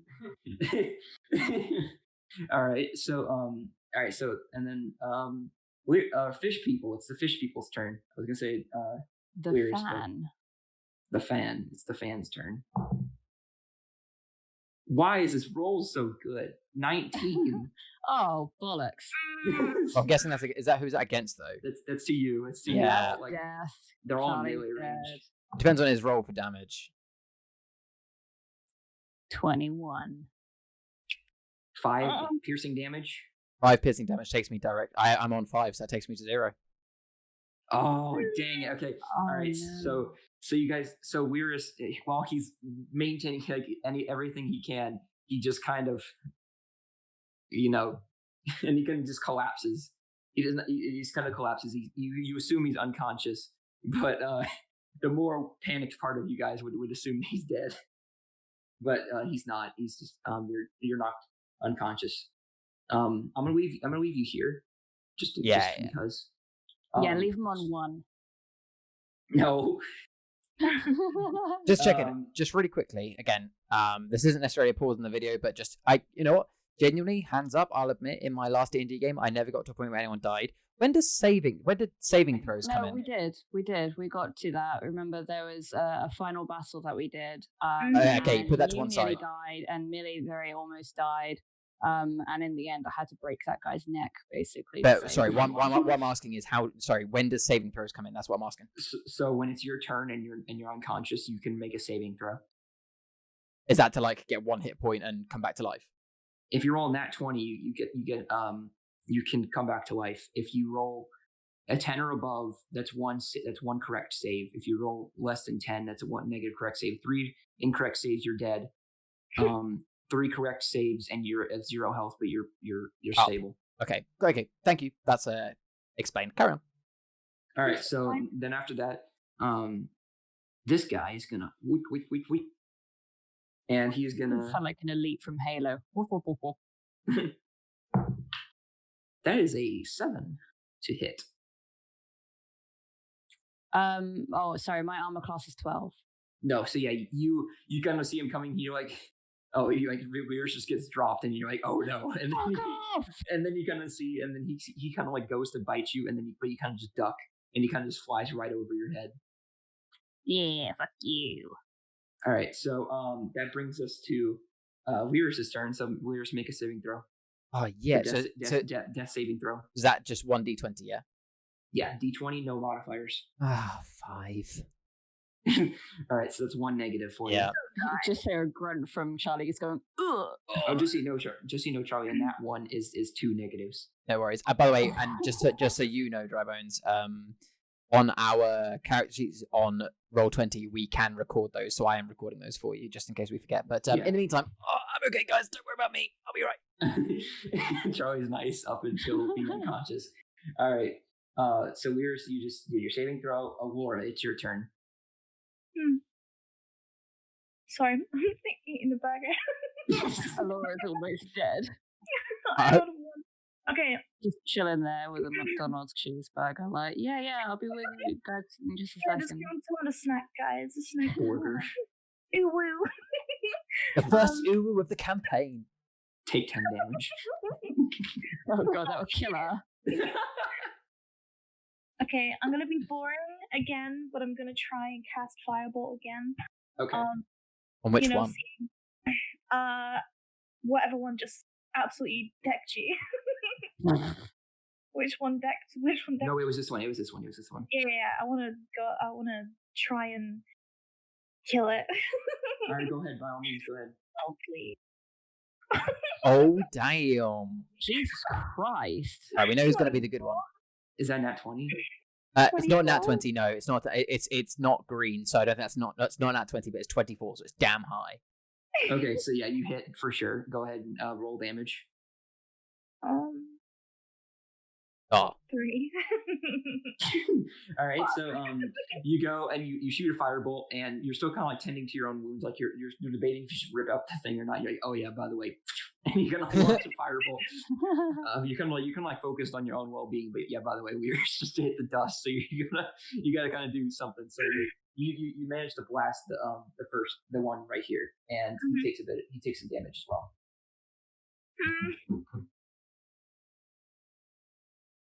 Guys, don't let me die first fight. All right, I don't have anything to heal you with. That's fine. Delilah, you're up next. Okay, so I've got this fan right in front of me, and at this point I'm just getting really pissed off, and I just yell, "Fuck you, Shah! I'll do it my fucking self then." And I take my quarterstaff out, and I do a 2-handed hit on them. I got 12. It does not hit. Oh, for fuck's sake. I'm actually the most useless person in the entire universe. I might as well be fucking dead. No bonk. Okay, so when coming from the fish person right in front of you, you go and swing, but he's kind of just recovering from his lunge, so you swing, but a bit too early, and it doesn't manage to hit him. It kind of just goes over his head. Jesus Christ. Would you like to do anything else? Fuck! Would you like to like move or anything, or you get? Knowing me, I'm probably gonna fucking fall backwards or something. You get an attack of opportunity, but you can. Well, bollocks. Okay, yeah. Well, yeah. Fuck it. I stumble backwards because I'm a clumsy bitch. Okay, so how much? Like this much? Yeah, something like that. All right, so he's gonna roll to hit you. Oh no. That's a 11. No, it doesn't hit. Oh, nice. Okay, so he goes and he tries to get you with his bite again, but he misses again, and so you take 2 steps back, and you're next to you're next to Aurora, and you're kind of just like she's like tending to her wound, and she's like her hands kind of like smoking, and she's like trying to tend to her wounds, and you're just kind of like stumbled backwards, and the cart. You guys are kind of like taking shelter behind the cart a little bit. Can I like say something to Delilah? Yeah, go ahead. Is it gonna be an insult? No. Can I just connect to her, and I'm gonna like look at her, and I'm just gonna be like, hey, it's okay, we got this. And I just want to try and like maybe kind of calm her down and see if she, because obviously she's cool, like falling all over the place, she's missing all her shots. I kind of want to, I want to be nice. I just want to be like, it's okay, we got this. We really do. We can do this. I believe. All right. Although I'm currently unconscious, hearing some wholesomeness, I smile. She just fire blast you on the floor. Shut up! Shut up, you. I'm smiling. I can see you from over here. Doesn't mean we're friends. I knew you were wholesome. Fuck you. All right, so that brings us to fish people. Fan. Poggers. I'm dead. What more could you do? 19. 19? Okay, actually no, he rolls 2. Oh, okay, that's an insta-kill. he's gonna go over, and he has to get around the cart because the cart's here. So he does get disadvantage because you do have half cover. I'm also very, very short. Are you kidding me? I'm not kidding. I am not kidding. 19 again. Oh my god. Oh no, he should have said a disadvantage because I'm literally half his size. Come on. 2 19s. Very upsetting. Yeah, that definitely hits. Is that the hit? Yeah. Drybones out here with some weighted dice. That is gonna be Don't be 3 damage. Oh, you're piercing fine. Damage. Okay. Quick question for the DM. Quick question for the DM. Again, I don't know this. When we talk about piercing, slashing, bludgeoning, if that ever actually makes a difference, like to anything we need to know about, let us know. Because I'm assuming we're just talking about descriptive features. But like, I did slashing damage. Like, let me know if that actually means any difference to me, if that makes sense. Well, it sometimes depends because it's like, sorry to interrupt, but it's kind of like because sometimes you'll have like a potion, and if you drink the potion, you're immune to fire damage. Right. And so if you're like a barbarian, when he rages, he's immune to piercing and slashing damage. Right. So and by being like, he's like invulnerable. So like not invulnerable. He's like immune to. I don't know. There's like a specific term. I think that you can make armor as well that's like immune to certain types of, like, not immune, but has disadvantage versus like slashing or piercing or whatever. So the types of damage does matter, but not right now. Yeah. I have a spell that makes me not take damage from like magic missile, whatever the hell it says. Okay. I just wanted to make sure, but like, yeah. Sorry. Carry on. Oh yeah. Okay. All right. So this one is going to go. It was 5, 10, 15, 25. Actually, no. He's gonna be here, and he's gonna try and attack you like he did with Delilah. And he's gonna take 2 hits with disadvantage. 7, natural 20, so 7. Jesus. Yeah, I got 15, so that doesn't. So yeah, his total hit is 10. Yeah, definitely. Man, that's pretty nat 20. All right, never mind. Moving on. So he goes to try and hit you, but since like you kind of like take cover behind the cart, and he kind of like partially bites the cart, and he like his jaw kind of like wraps around the corner of it, and it kind of like he bites it, and there's tooth marks, but then he kind of like manages to step back and get out of the way of his bite. Can I just make a reference really quickly? I'm so sorry to interrupt, Oliver. If you're watching, that was you on prom night. Move on. Moving on. Okay. Sorry. All right. That's an inside reference that only one person ever watching will get. But all right. Next up is Lyris. Make a saving throw. No worries at all. I mean, Whilst I'm making this reference for it's a quick story. On prom night, me and some friends were staying in we had a converted attic loft, whatever you want to call it, and we were staying in we were having a party in there, and we were playing Truth or Dare, and I had to make my friend Ollie do a dare, and for some strange reason, the only considering we were in an attic, imagine an attic, with roof beams, wooden 2x4 beams around, there was nothing we could really do apart from we were boring kids. We were like, hey, kiss someone. I was like, hey, Ollie, I dare you to bite this blanket. I dare you to bite this plank of 2x4. And he bit it, but he had to open his mouth so much that to this day, he still has an issue with his mouth where if he opens his mouth a certain way, it clicks. And we always make jokes about it. So, love you. Anyway, I rolled a 17. So is that a single or double success? That is a single success. So thank you very much. Oh, please don't die. Thank you. Yeah, Charlie, I as a DM, I'm kind of begging you not to roll a natural one. Die on episode 1. Aurora, up next. Do I be boring and cast fireball? You cast it with disadvantage. You cast it with disadvantage because it's you cast it with disadvantage because you're right next to him. So it's probably better to use your you remember. Don't forget you have got weapons. Yeah. Okay. Because I forgot to do it earlier, I wanted to describe my dagger a tiny bit. Go for it. Okay, so obviously the fish thing that's the closest to me, I'm gonna go for. The fan. Again, I've got this kind of angry face, and I pull this dagger out, and it kind of glimmers a little bit, and it's got an engraving of initials, and it's D.A. That's all I'm gonna say. It's just got some engravings on it, and I wanna try and stab him, just yeah. All right, so go ahead and roll the stab. 21. All right, Bunny's getting the good fucking roll. Jesus Christ. Right, besides Millie is rolling like I did in the church before in our last game. Hot damn. All right, so roll the hit, or not roll for damage. 6. Okay, so and as he takes a bite, you just see him and you just grab your dagger and twist it right in his eye, and he kind of and he kind of just falls down limp. Nice. You got a bit of blue blood on you, but you can shake it off. Do I have to do everything myself? Yeah, Jesus Christ. She's 2 out of 3. All right, then Delilah, you're up next. I'm just at this point. I'm actually just getting tired. Self-confidence -1. Yeah, literally. I take -1 damage from my own self-confidence. To be honest, I'm oh god, fuck. Is this what life is like outside the church? Fucking hell. So I'm basically just kind of brandishing my core staff around. I'm not really trying to actually do damage. I'm more just trying to put space between me and the fan who's right next to me.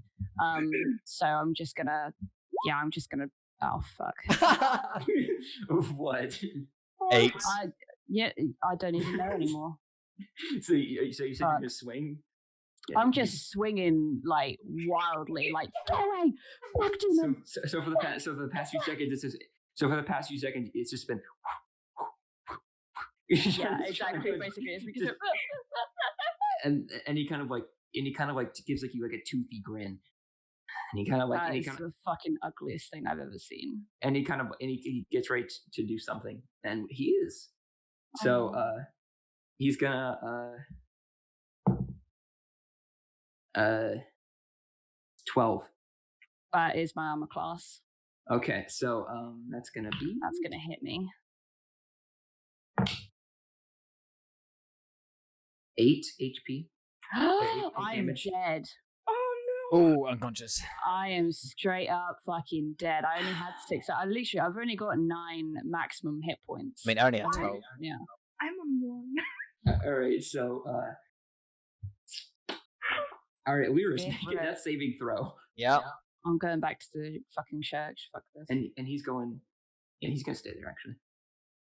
5. Second failure. Bunny, it's all down. 5. Bunny, your rolls better end up being amazing for this last person. We are literally counting on you. I've already done quite a bit of damage to him, so I'd like to think that one decent hit you would get. I think we need to wake Laura, up would you like, the guy or who's would you like me to roll? asleep.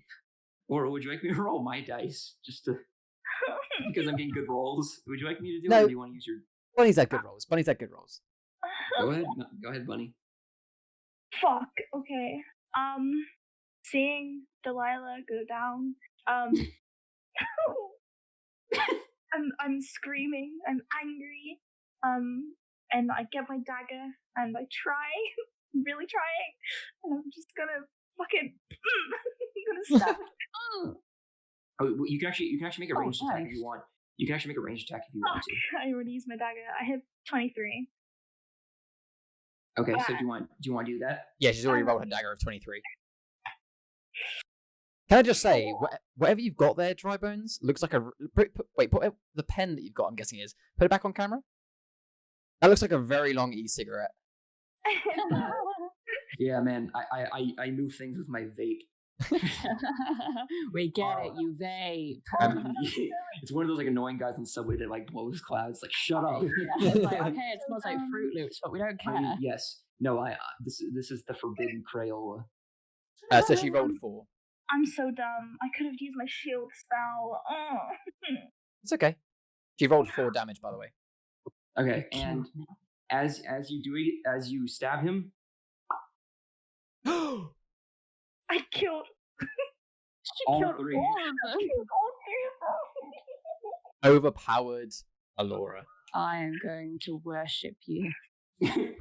Right now, you both. I would recommend not doing your death saving throws now. Just saying. Hey, you didn't even have to do one. Yeah, I wouldn't recommend doing that because I can give you. I'll so you guys say that.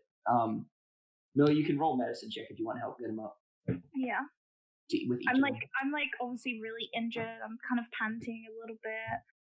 Yeah. You know, I'm like tired. I can't find it. Hello. It's halfway. Yeah, I thought that too. My only bad roll. She can kill, but she can't save. She got a 4. Oh, you do what you can. I mean, like it's you try your best, but no, took a solid bite. Took a solid bite to the waist. So it's a bit difficult. You can put a few bandages on her, but she's still kind of and now you can. All right, try with Weirs. Give it a second shot. I mean, it's double. It's 8. I see how it is. Same thing. You do what you can, but you don't know. It's very uncertain. Okay. Well, fuck. I don't know what to do. I'm like really awkward as well, so I'm just like trying my best, but also I'm not making eye contact with them because I kind of just want to run Not away. making. We're unconscious. I mean, yeah, but I'm trying not to like, touch you guys as much. I don't really like it. Just So I'm poking kind us with a stick. Yeah, no, I'm kind of like fumbling around, trying to do that. Oh shit! My seat was. I'm so glad I'm still recording that. I'm going to make a note of that for outtakes. As you're bandaging, you kind of hear you see the guy, this person stand up in the cart. What happened? And he just looks and sees Weirs and Delilah both on the ground, and he's like, "Oh, what happened?"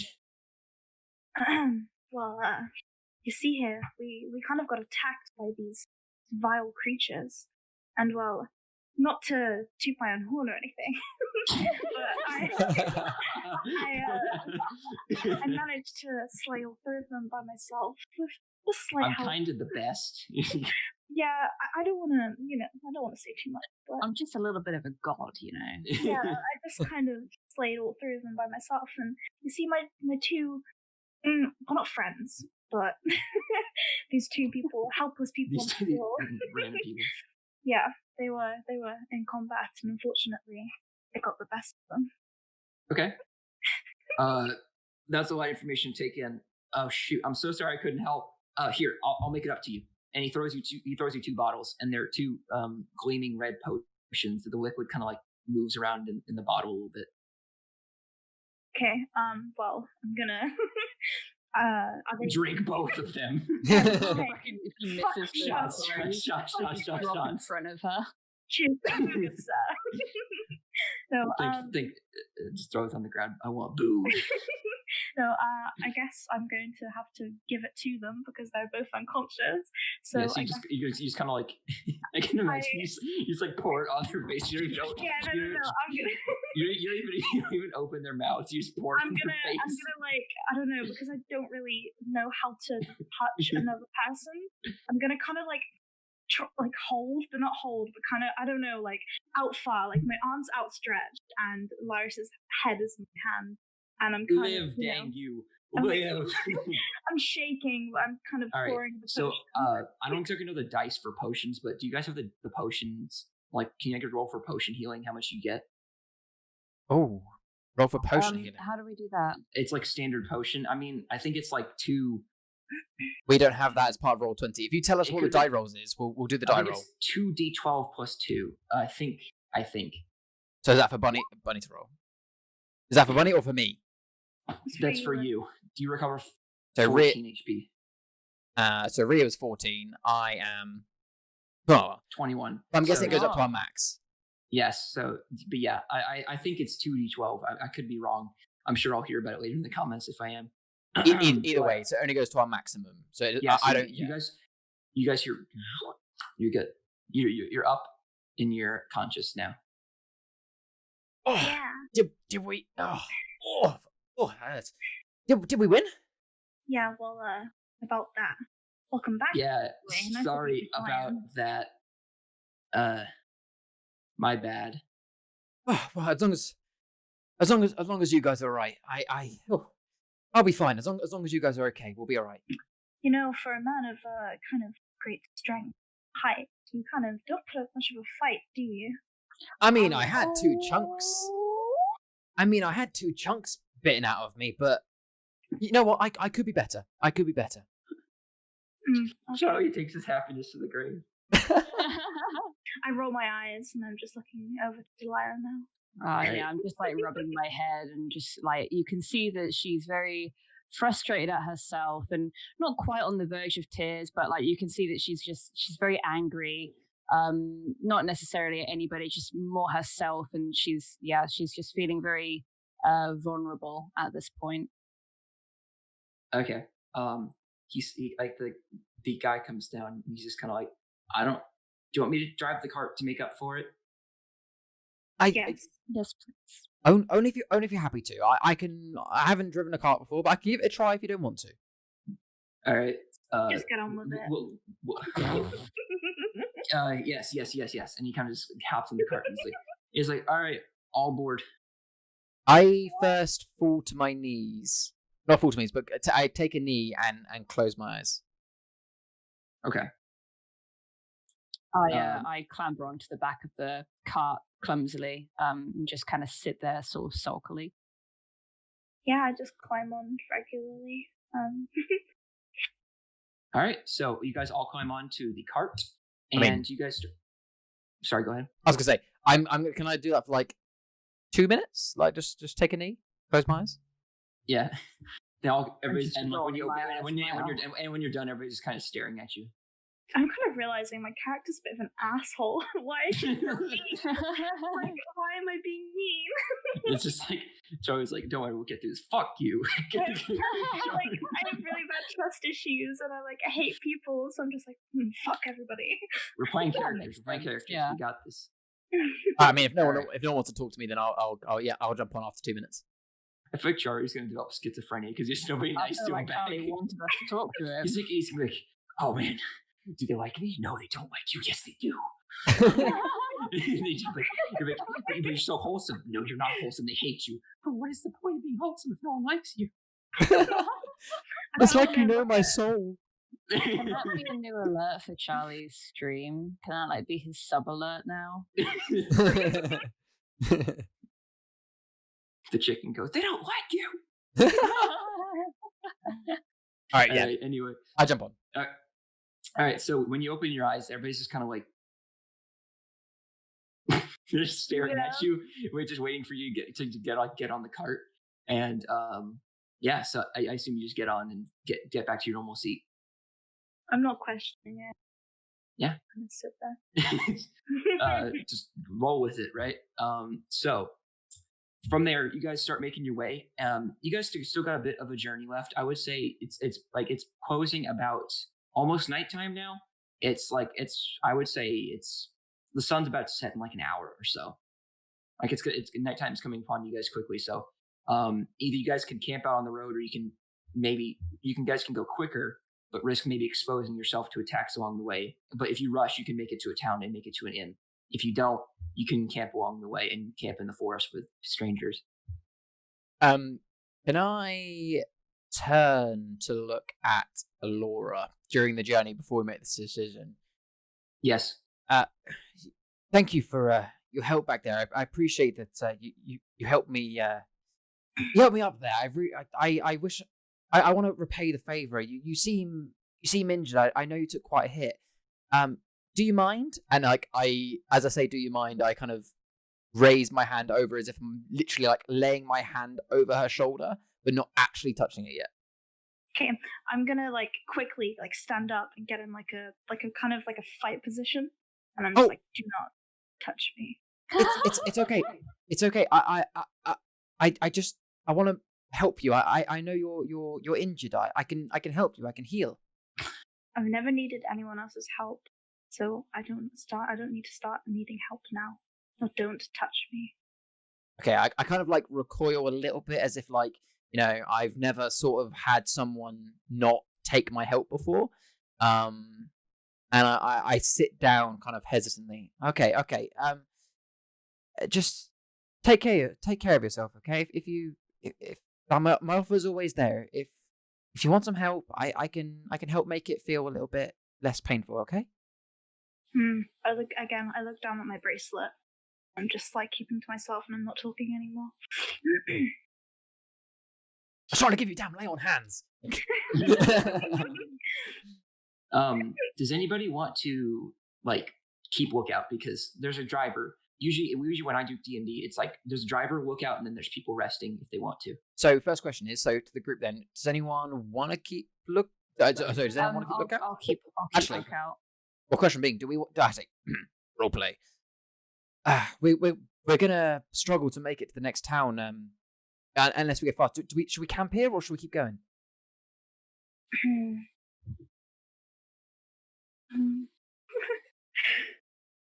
I mean, I'd rather we just keep going. I think we've been through a lot. If there was any more people around here, I assume they would have joined in that fight. I mean, we weren't exactly quiet. I mean, 2 fireballs randomly hit trees. I think we should keep going. No one in particular. I should say the further away I am from Thessakia, the better.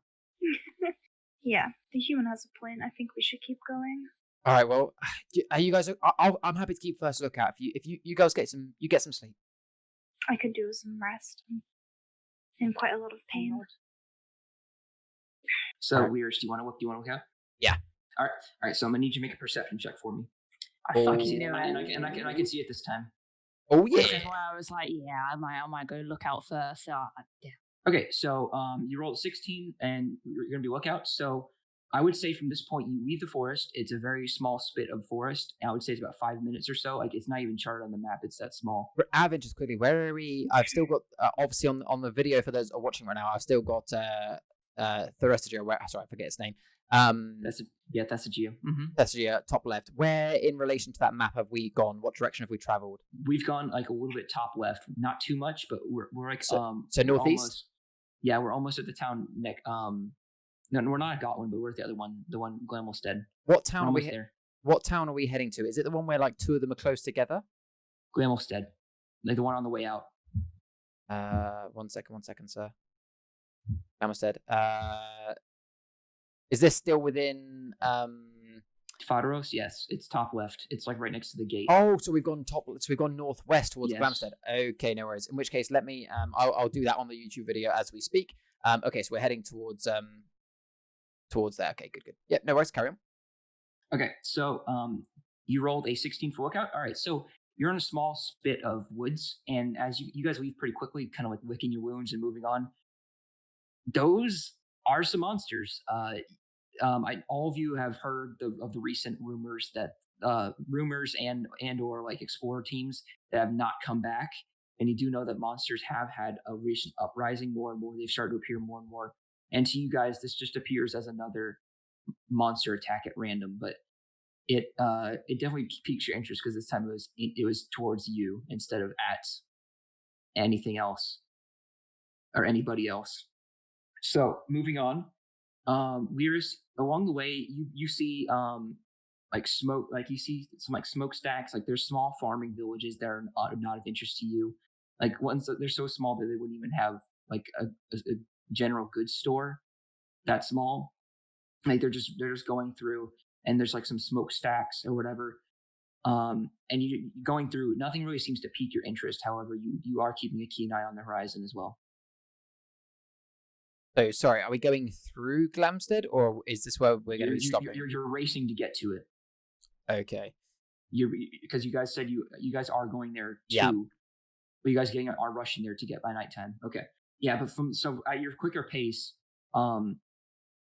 it seems to you that like you're gonna get there soon, and everything seems fine. Like you kind of have tunnel vision, but since you're going so fast, but it seems relatively stable to you. Okay, so arriving in Wilstead, you guys arrive, and you guys, I would say it's nighttime now. It's like the sun set about an hour ago, and you guys make your way into town. This is a small town. I would say this has like, when you guys were making your way through it, it was just acres and acres of field, and then there was like, and then you guys eventually made your way with the road towards the town, and then you guys are like arriving, and these people like are like guiding sheep through the streets. They're like, there's no guards around. They're like you can tell this is a town that's not really meant for, like we need protection kind of thing. It's more of like we're growing crops, stay out of our property at most kind of thing.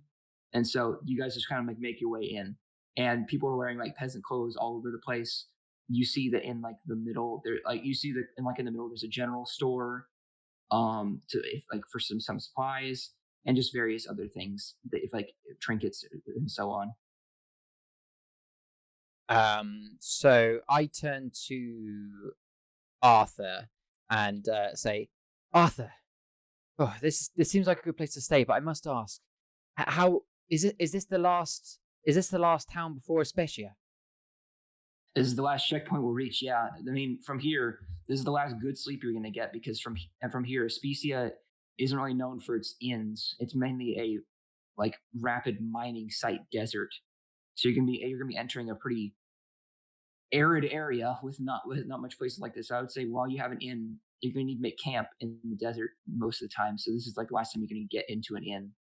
I think that we've just been through quite a rough battle. I mean, almost 2 of us died.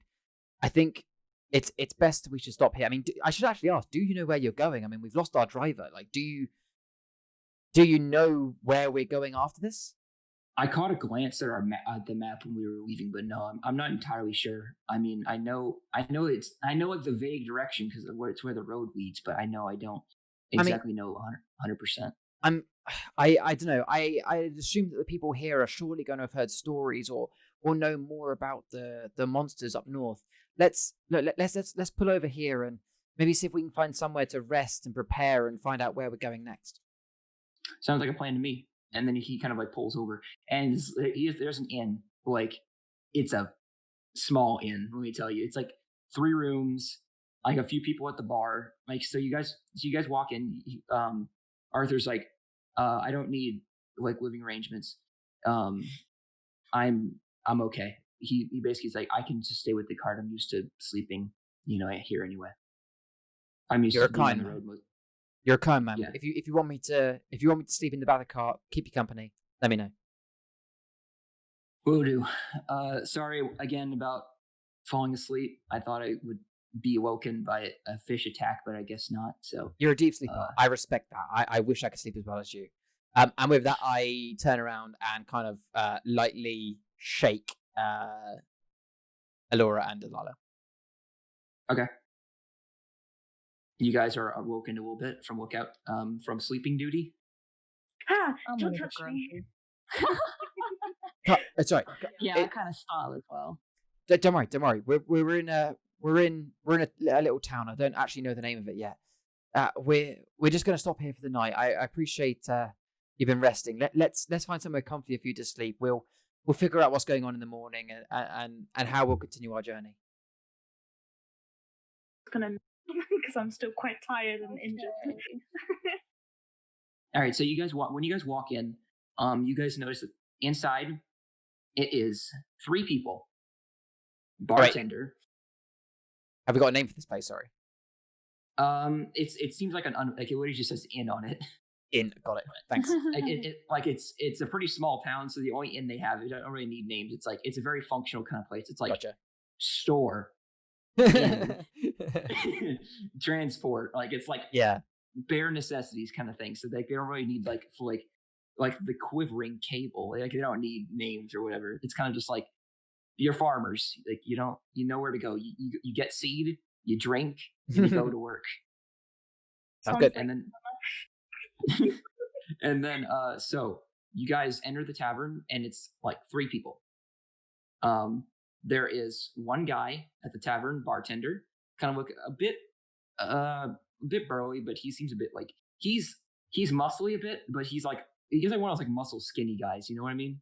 Yeah. Yeah, he's like one of those guys, but he's wearing kind of like before, it seemed like the bartender before, like at the tavern that was bustling. He was wearing like an apron. He was like all ready to take orders and serve drinks and everything. This guy is literally just wearing like common leather shirt and pants. Like nothing would tell you he's trousers. A barkeeper. Yeah, nothing. nothing would like let you distinguish the fact that he is a barkeeper, besides the fact that he is literally keeping the bar. Yeah, like nothing would hint you otherwise, really. Otherwise, there's 2 other people, just kind of like whispering to themselves, and like it's a little goblin kind of person looking like it seems kind of hard to, but like when you can tell, it looks like a goblin sized person, and there's like a full human sized person, and it's kind of like you get closer like as like a group, and you kind of see no, it's just a halfling. I'm being paranoid because like I'm seeing things. It's whatever. Alora, you think of it as a goblin pretty much longer than everybody else because you just got done fighting them, and you're kind of on edge today. Mm-hmm. But everybody else is kind of like you kind of stare at the halfling thought goblin for a minute, and you're like, oh shoot, I gotta go and get my room, and you follow the 3 of them. So what would you guys like to do? Hello there, sir. You I'm assuming you're in charge. I'm sorry for barging in so late. I wish you well. Me and my friends, we've had a rough day. There's not too much to explain, but we were attacked in the woods by some fans. Not fans of ourselves. I don't carry too many fans, but fish people. We'd really appreciate a room for the night. Sure thing. I don't know what voice I'm trying to do. These 2 don't talk very thing. much, but try a Yorkshire accent. Go on. No, because like all the people that are watching here are like British, so no. Isn't there an American York? Yeah. Yes, but I can't do either. Hey, I'm walking here. No, I don't know. You're sleeping here. Yeah, we're sleeping here. Yeah, I don't know. Sure thing. I'll be able to bring you. There, all the inns are open, but I could rent you any number of them. Business is always slow here. It's not uncommon we get and he kind of like scans all 3 of you. And by the way, you guys are dressed very like compared to everybody else, pretty outrageously. Like you guys are, it seems like you guys are making a statement, but you're not because you guys are all dressed differently. And you guys are all. He's like, interestingly, I can rent you any number of these rooms if you'd be interested. Yeah, I think 3 rooms will suffice. I mean, they'll barely talk to me. I don't think they want to share a room. I think three rooms will be extremely appreciated, sir. Alrighty then. Let me just. All right, sounds easy enough. Here, and he says, "Here are your keys, and that will be just a silver piece for the night." Is that a silver piece each, sir? Yes. So 3 total for each room for one night. I turn around and kind of look at the girls and kind of look back and go, they've been through a lot today. Here's 3 silver from me. I'll pay for the rooms tonight. Sugar daddy. Sugar Lyris. Well, I didn't even do shit today. Well, what a gentleman. He puts it onto the counter. Thank you for your service. Here are your keys. Enjoy your separate rooms. Are you guys gonna feel safe tonight? I mean, if needs be, I'll sit down here for a while. You guys, how are you? I'm fine. I'm fucking shattered, mate. But to be honest, I just want to go to sleep. All right, well, I'll stay down here and I'll figure out what's going on tomorrow. But you go get some sleep. Yeah. So I guess I take one of the keys. But Lyris has is it Lyris? Yes, Lyris. Okay, good. Yeah, so I take one of the keys from Lyris, and I kind of I sort of head towards the rooms. I kind of like drag my feet. You can tell that Delilah is having a fucking tough day. she's very upset. She's dragging her feet. Yeah, she's sulking hard. Like she's kind of she's got a lot going on. Okay, I'm gonna grab one of the keys as well, and I'm kind of Alora's gonna go to say thank you, but she sort of just shakes it off and just turns around and goes upstairs. Kindness? No. Nah. All right, so obviously now by myself, I'm gonna obviously turn again to the barkeeper that doesn't look like a barkeeper, and it has been a long day. What drinks do you serve? If it's okay, serve this late. And he kind of looks at you up and down. You can tell, before you sat down, you can see that there is blood near your leg, and there's a giant gash on your arm, bandage. He's like, I can see that. We don't have much out here, but I can give you what we got, the best we have. I will take the worst you have at this point. Just a drink would be absolutely amazing. Thank you. I'm sorry to hear that, friend. And he kind of goes to the back, and he kind of you hear, and he comes back through the doors, and he's kind of here you go. It's a common ale we serve here. It's not really much alcohol comes in here, but we imported it. Recently we have a festival actually near here. It's sort of like a fall celebration kind of thing here. So we held a festival kind of thing, and we actually imported it from Valerian. So the it's drow made. So that's how you know it's, at least it's good. It may not be probably legal, but at least it's good drink. I take the mug. Oh, that was needed. How much do I owe you? It's just so you know, when you drink it, it's a fine. This is the good stuff. This is in the very back. This is personal stash good, and you can tell you think in your mind, you're man, these drow know what they're doing. Anyway, you how much is that gonna be, sir? Oh, on the house. Oh, you're too kind. I must ask. I must admit, we didn't intend to stay here. We've had quite a rough day. But I must ask, we're heading north. You must have heard tales of what's been going on there. We've heard rumors. Well, I've heard rumors of all I can say is really monsters that have been arising there. Have you had anything this way? What's been going on? News doesn't really get around here as much as I would hope. We don't really carry messages, but from what we have heard from, letters and so on and word of mouth, it's recent. Like the discovery that the hollow planet's kind of new to everybody. It really baffles the farm folk around here. You know what I'm saying? As long as you don't drill 5.1 miles deep, you're all right. I heard. Yeah, that is true. Yeah, I mean, mainly from here, what I can tell you is that if you fought one of those monsters in the road that's even close to the red level that's up there, it's gonna be hard, and I can't promise it'll be easy. Well, you'll find it funny. I went down like a sack of shit, but really, yeah, he kind of looks you up and down. He's like, it felt like you. Yeah, I'm gonna need to step up my game a little bit, but I really appreciate this being on the house. I'm gonna go get some sleep, but is breakfast included in the rooms? Like, don't even answer that. You seem like a nice chap. I'll pay you anyway. I look forward to it. I look forward to seeing you in the morning. And with that, I take my leave. Good guy, Lyris. And he kind of after you finish your drink, he does he gets the rag and he cleans out your glass as well and puts it back under the counter. So rooms. So is there anything you guys would like to do before hitting the sack? I will be. Is there a window in my room? Yes, there is. Each one of you guys has one window. They're in the. Sorry, I should describe it real quick.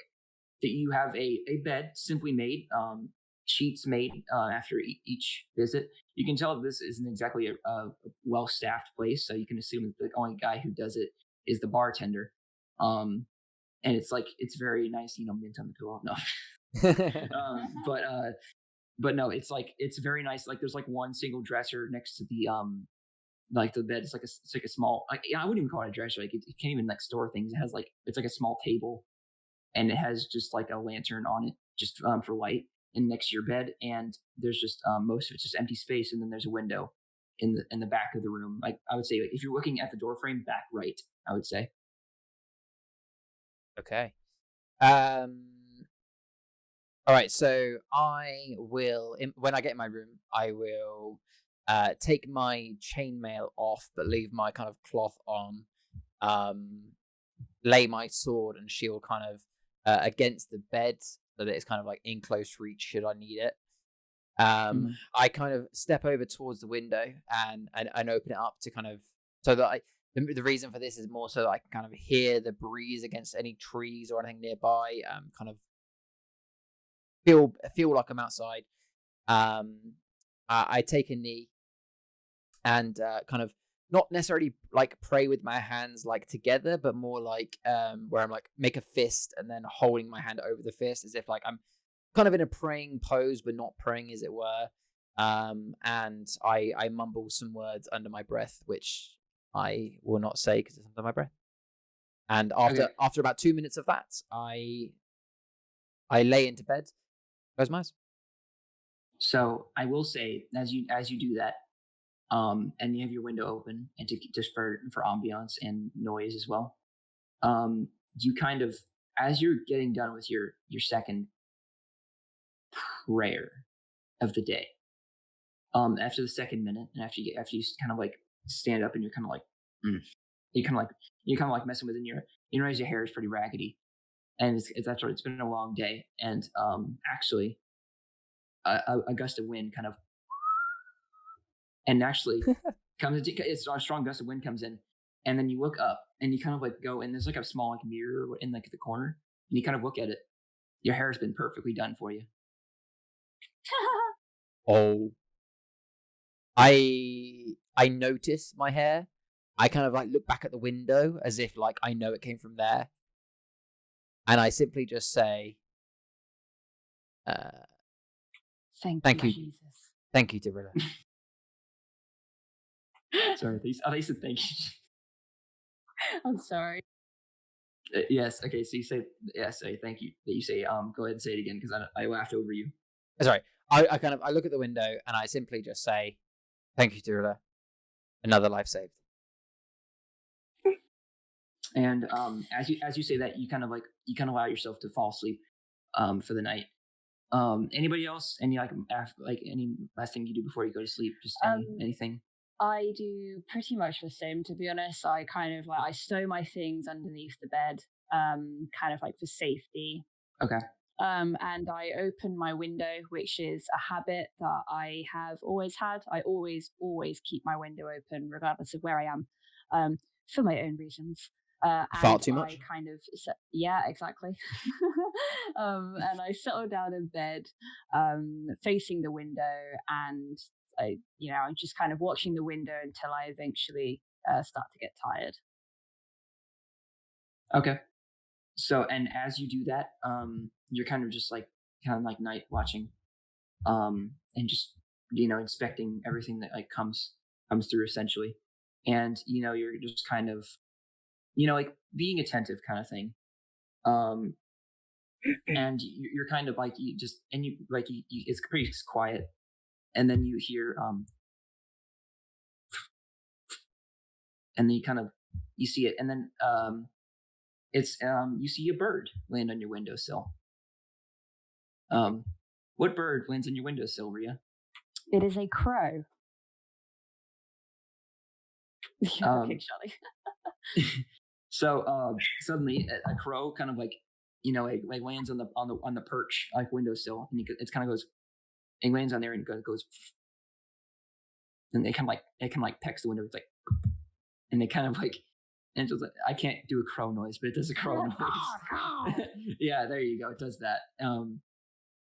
And right next to you, and then just so you know, I want you, just for fun, Lyris and Lyris and Alora, could you both make perception checks real quick? Oh. I just want to see if you hear the sudden crow. I definitely don't. Okay, so Charlie, you're too busy in prayer, and you kind of in your own head kind of thing, and up my own ass. Yeah.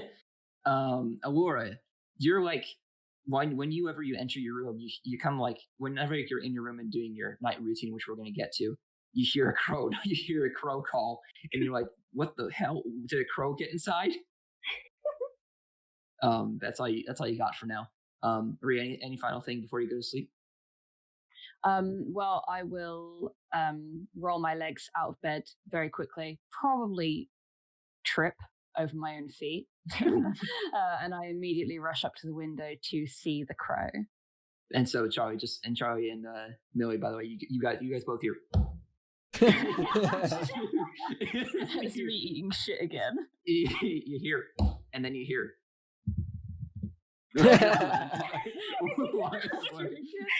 Walking up to the window, and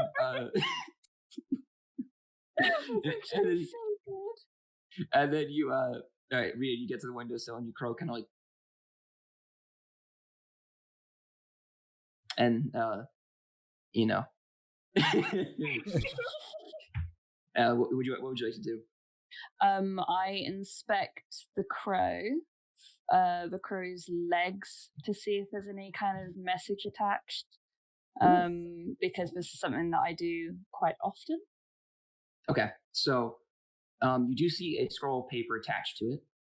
However, it's like a small roll of paper. However, I will message it to you, what it does say. Okay, thank you. So all right, go on. Anything else before you go to bed, Rhea? I assume you read it, and I'll type it to you in a little bit. Yeah, I will read it, react accordingly to whatever it says, and then, I will probably stroke the crow's head, say thank you, Saul, and I shall get into bed. I can just imagine you you can just cover every reaction. It's you bastard, no, and it's yay, or you can just cover cover every emotion reading the scroll that you can. Anyway, and finally, Delilah, Alora, sorry, getting used to this. Alora, you walk into your room. Anything you'd like to do before you go to sleep personally? Just hit the bed, bang. No, I kind of want to, like, kind of kneel. Yeah, kind of kneel next to the bed a little bit. And kind of pull my dagger out, and like, I'm looking at my dagger, and I kind of lightly brush my fingers over the initials that I've carved into it, the D and A. And while I do it, I kind of, there's like a tear kind of strolling down my face a little bit. I'm getting really, I don't know, this is kind of something that Alora does before she goes to sleep. For many reasons. She's tracing her fingers along, and again is looking at her bracelet, and basically she's really sad. And she puts her dagger to the ground and climbs into bed and wants to cry herself to sleep. No, Oh god. She's gonna go and rest her head now. She's paid some respect. Just so you know, when you do like roll your fingers over the dagger, usually you do this as like a kind of like a nightly like thing. I will say this time you do feel a bit of warmth. It's not burning. It's a little bit. It's a bit like it's a little warmer. Just like you peed yourself warm. A little bit less than that, but I would say like night ritual. Sorry guys. Yeah, I gotta piss on my dagger and then pay respects. Man, I feel bad for those fish creatures. All right. But yes, so it's a bit warmer to the touch than usual. I wouldn't say piss warm, but a little bit less than that. Can I just say that I'm not actually crying myself to sleep? Okay. For reference, you are totally not crying yourself to sleep. She's totally crying. She's totally doing it. She's totally doing it. Cool. All right. Full night's rest. So for everybody, that's a long rest to recover all of your HP and spell slots if you used any. So spells, what are those? I just bonk. all the magic is right here. Anyway, so you guys wake up and it's just another morning. You guys went to sleep at like a medium hour, so I would say you guys wake up around, like, you can assume that sun rose a couple hours ago. So I would say, it's getting kind of late. It was getting kind of late, but you woke up and now it's I would say it's pretty bright and early. Like 9 a.m. Like the sun. Yeah, kind of. It like the sun didn't just rise, but I would say it's like a 9 a.m. kind of thing. Anyway, so you guys all gather your things, I assume, and what would you guys like to do at this point? So I will. Again, I'll take my things. I'm not expecting to stay a second night, so I'll take all my gatherings. Take my sword, take my shield, shield on my back, sword in my left hand hip. I will head straight down to the main, the main area. I presume, presumably, is the barkeeper in quotation marks still there? Mm-hmm. Yes, he's It seems like he has like his own room kind of thing. This is like his business kind of thing, because a lot of the farmers enjoy drinking at night. Although this night you guys came kind of late-ish for them. So I will kind of walk down and just be like, oh, good morning. I must apologize. I didn't actually take your name. What's your name, sir? Morning. My name is Colin. Oh, Colin. It's Colin, it's silence. Shut up. The DM screen said so. That's what people at work used to call Charlie when they didn't know his name, or when they forgot his name. They go, "Oh, look, it's Colin." No, Colin. It's lovely to meet your acquaintance, Colin. I slept great. Your rooms are fantastic. You should. I don't really understand the phrase. I've heard the phrase 5-star before, but whatever that means, you should have it. Anyway, what's for breakfast this morning? So I'm starving. So, I'm glad you enjoyed the room. We're kind of a humble folk, so it's nice to hear someone that enjoys our much praise. Our services, especially someone looking as elite as yourself. Because you just so you know, you look like a goody two shoes as fuck, Charlie. Just like blonde hair, shiny armor, shiny sword. Like you look like you're about to go and bright blue eyes. Yeah, it's like you're going to go fight. Yeah, so you look good as two shoes as hell. So he's like, Your eyes make my knees shake.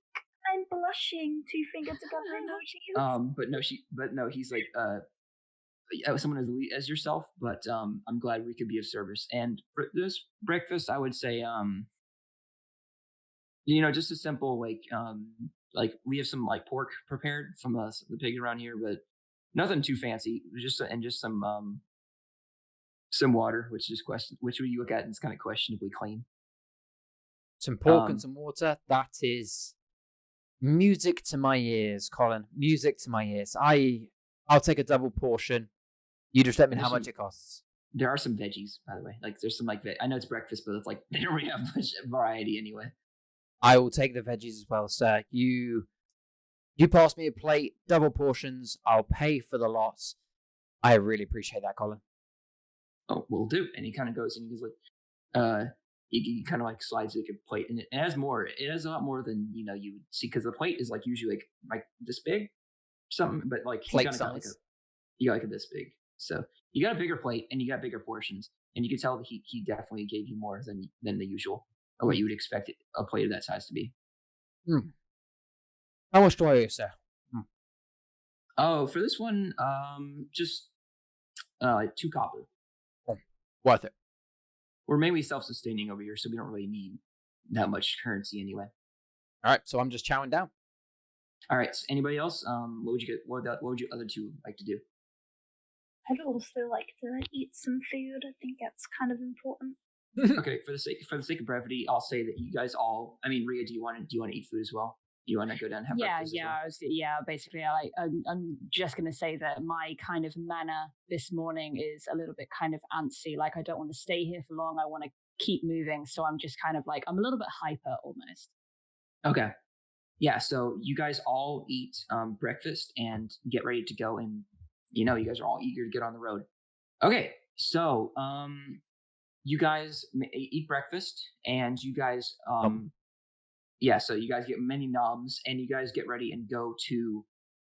I assume you guys are just gonna be on your way. Is that the plan? Where you guys are gonna be on your way to keep going to, Specia? First things first is I'd probably wake up Arthur and firstly just check that he's okay, slept through the night okay, and provided that's all okay, then yes, we are going to. I am going to jump straight on the wagon and be eager to carry on with our originated journey. Okay, so easy enough. So you all gather on the cart, and you guys all go and start making your way. Unless anybody has anything final to do. Oh, by the way, I wanted to let you know, Dorella, what did you want to do with your crow? Like after last night, like what did you want to do? You want to like bring it with you to the cart, or do you want to Rick, you have the note now. So what do you want to send a reply or anything? So I kind of wanted it to be a case of so Saul the Crow is a constant like messenger between me and this person. And for whatever reason, Saul is not going back. Like usually he'll take a new note and he'll head on back over to wherever, like, the person who I'm contacting. But this time, like, he refuses to take a message whatsoever. So he's currently he is with me, and he's just kind of like, no matter how many times I tried to send a message back, he's just like, nah, mate, nah. And I'm like, bruh. Just so you guys know, so now Delilah does have a bird, and it kind of like whenever she stands still, it kind of perches itself on her staff at the peak of it. That'd be so cute. Oh. And it kind of like it just stays there and kind of like keeps watching you, kind of like looks at you sideways a couple times, both of you. Anybody doesn't react really. That's fucking adorable. But otherwise, unless anybody else has anything to do, we can head out. So you guys are going to Specia currently, and so you guys hit the open road, and with the morning ahead of you and a full night's rest and many more adventures to come, that's where we're ending the session for tonight. Whoa! Holy shit! I think that's a good. I almost died. Yeah. You both almost died. I'm sorry, but I kind of feel like Alora's a little bit of a badass. She's a little badass. bit. I love She's her. kind of cool. She's cute. Well, as fuck. this is I'm the- really gonna fancy her. Well, this is the first time. This is the first time I've ever recorded a D&D session. I think it went as good as it can. It was and good fun. we'll see how it comes out. Because I think everybody was enthused. I think everybody in our campaign got more and more enthused as the session went on.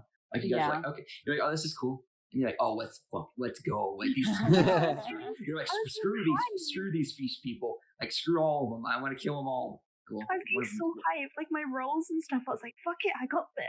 I can do it." Is it bad? Are we doing an outro? Well, yeah, this kind of is it. Like, I'm not gonna lie. That's disgusting. When we were like imagining the fish people, not gonna lie, for those that have watched Family Guy, and for those that can cast their mind back to a particular episode where it's like Lois has a fantasy of like being saved by a fish person, and it is literally just like a fish with human legs. Like that is what I imagined with it, and I had to stop myself from laughing. But I try and world build. This is what I get. also, can I comment? We didn't actually loot those people. Like, could they have been dinner? Yeah, could we have? No, I wait. mean, they had human parts. It's up to you though. Oh, Yeah, the fish human parts features. would have been Wait, non-cannibal. was it like a straight up cannibal in like campaign? I mean, you can be whatever you want to be. That's the whole point of this game. Kind of fucked up. And I only said Elu twice. I'm proud of you. All right, Restraint people. Drybones, would you like to wrap it up, my friend? Gladly. So that's it for Dungeons and Chickens. If you enjoyed it, make sure to like, comment, subscribe. You know, the usual YouTuber spiel. We all loved enjoying bringing this to you guys. I can tell you directly that I had a blast doing this. An Eldritch Blast. I got a bit nervous, but I think it's natural with anything. But I really appreciate you guys sticking through to the end if you did. And yeah, I hope you guys have a great night when this airs, or a great afternoon, depending on where you watch this. Anyways, love you all, and I will see you guys next time. Stay awesome. Bye. Ooh, woo. Ooh, woo. Ew, woo. I can let them out finally. Ew, woo.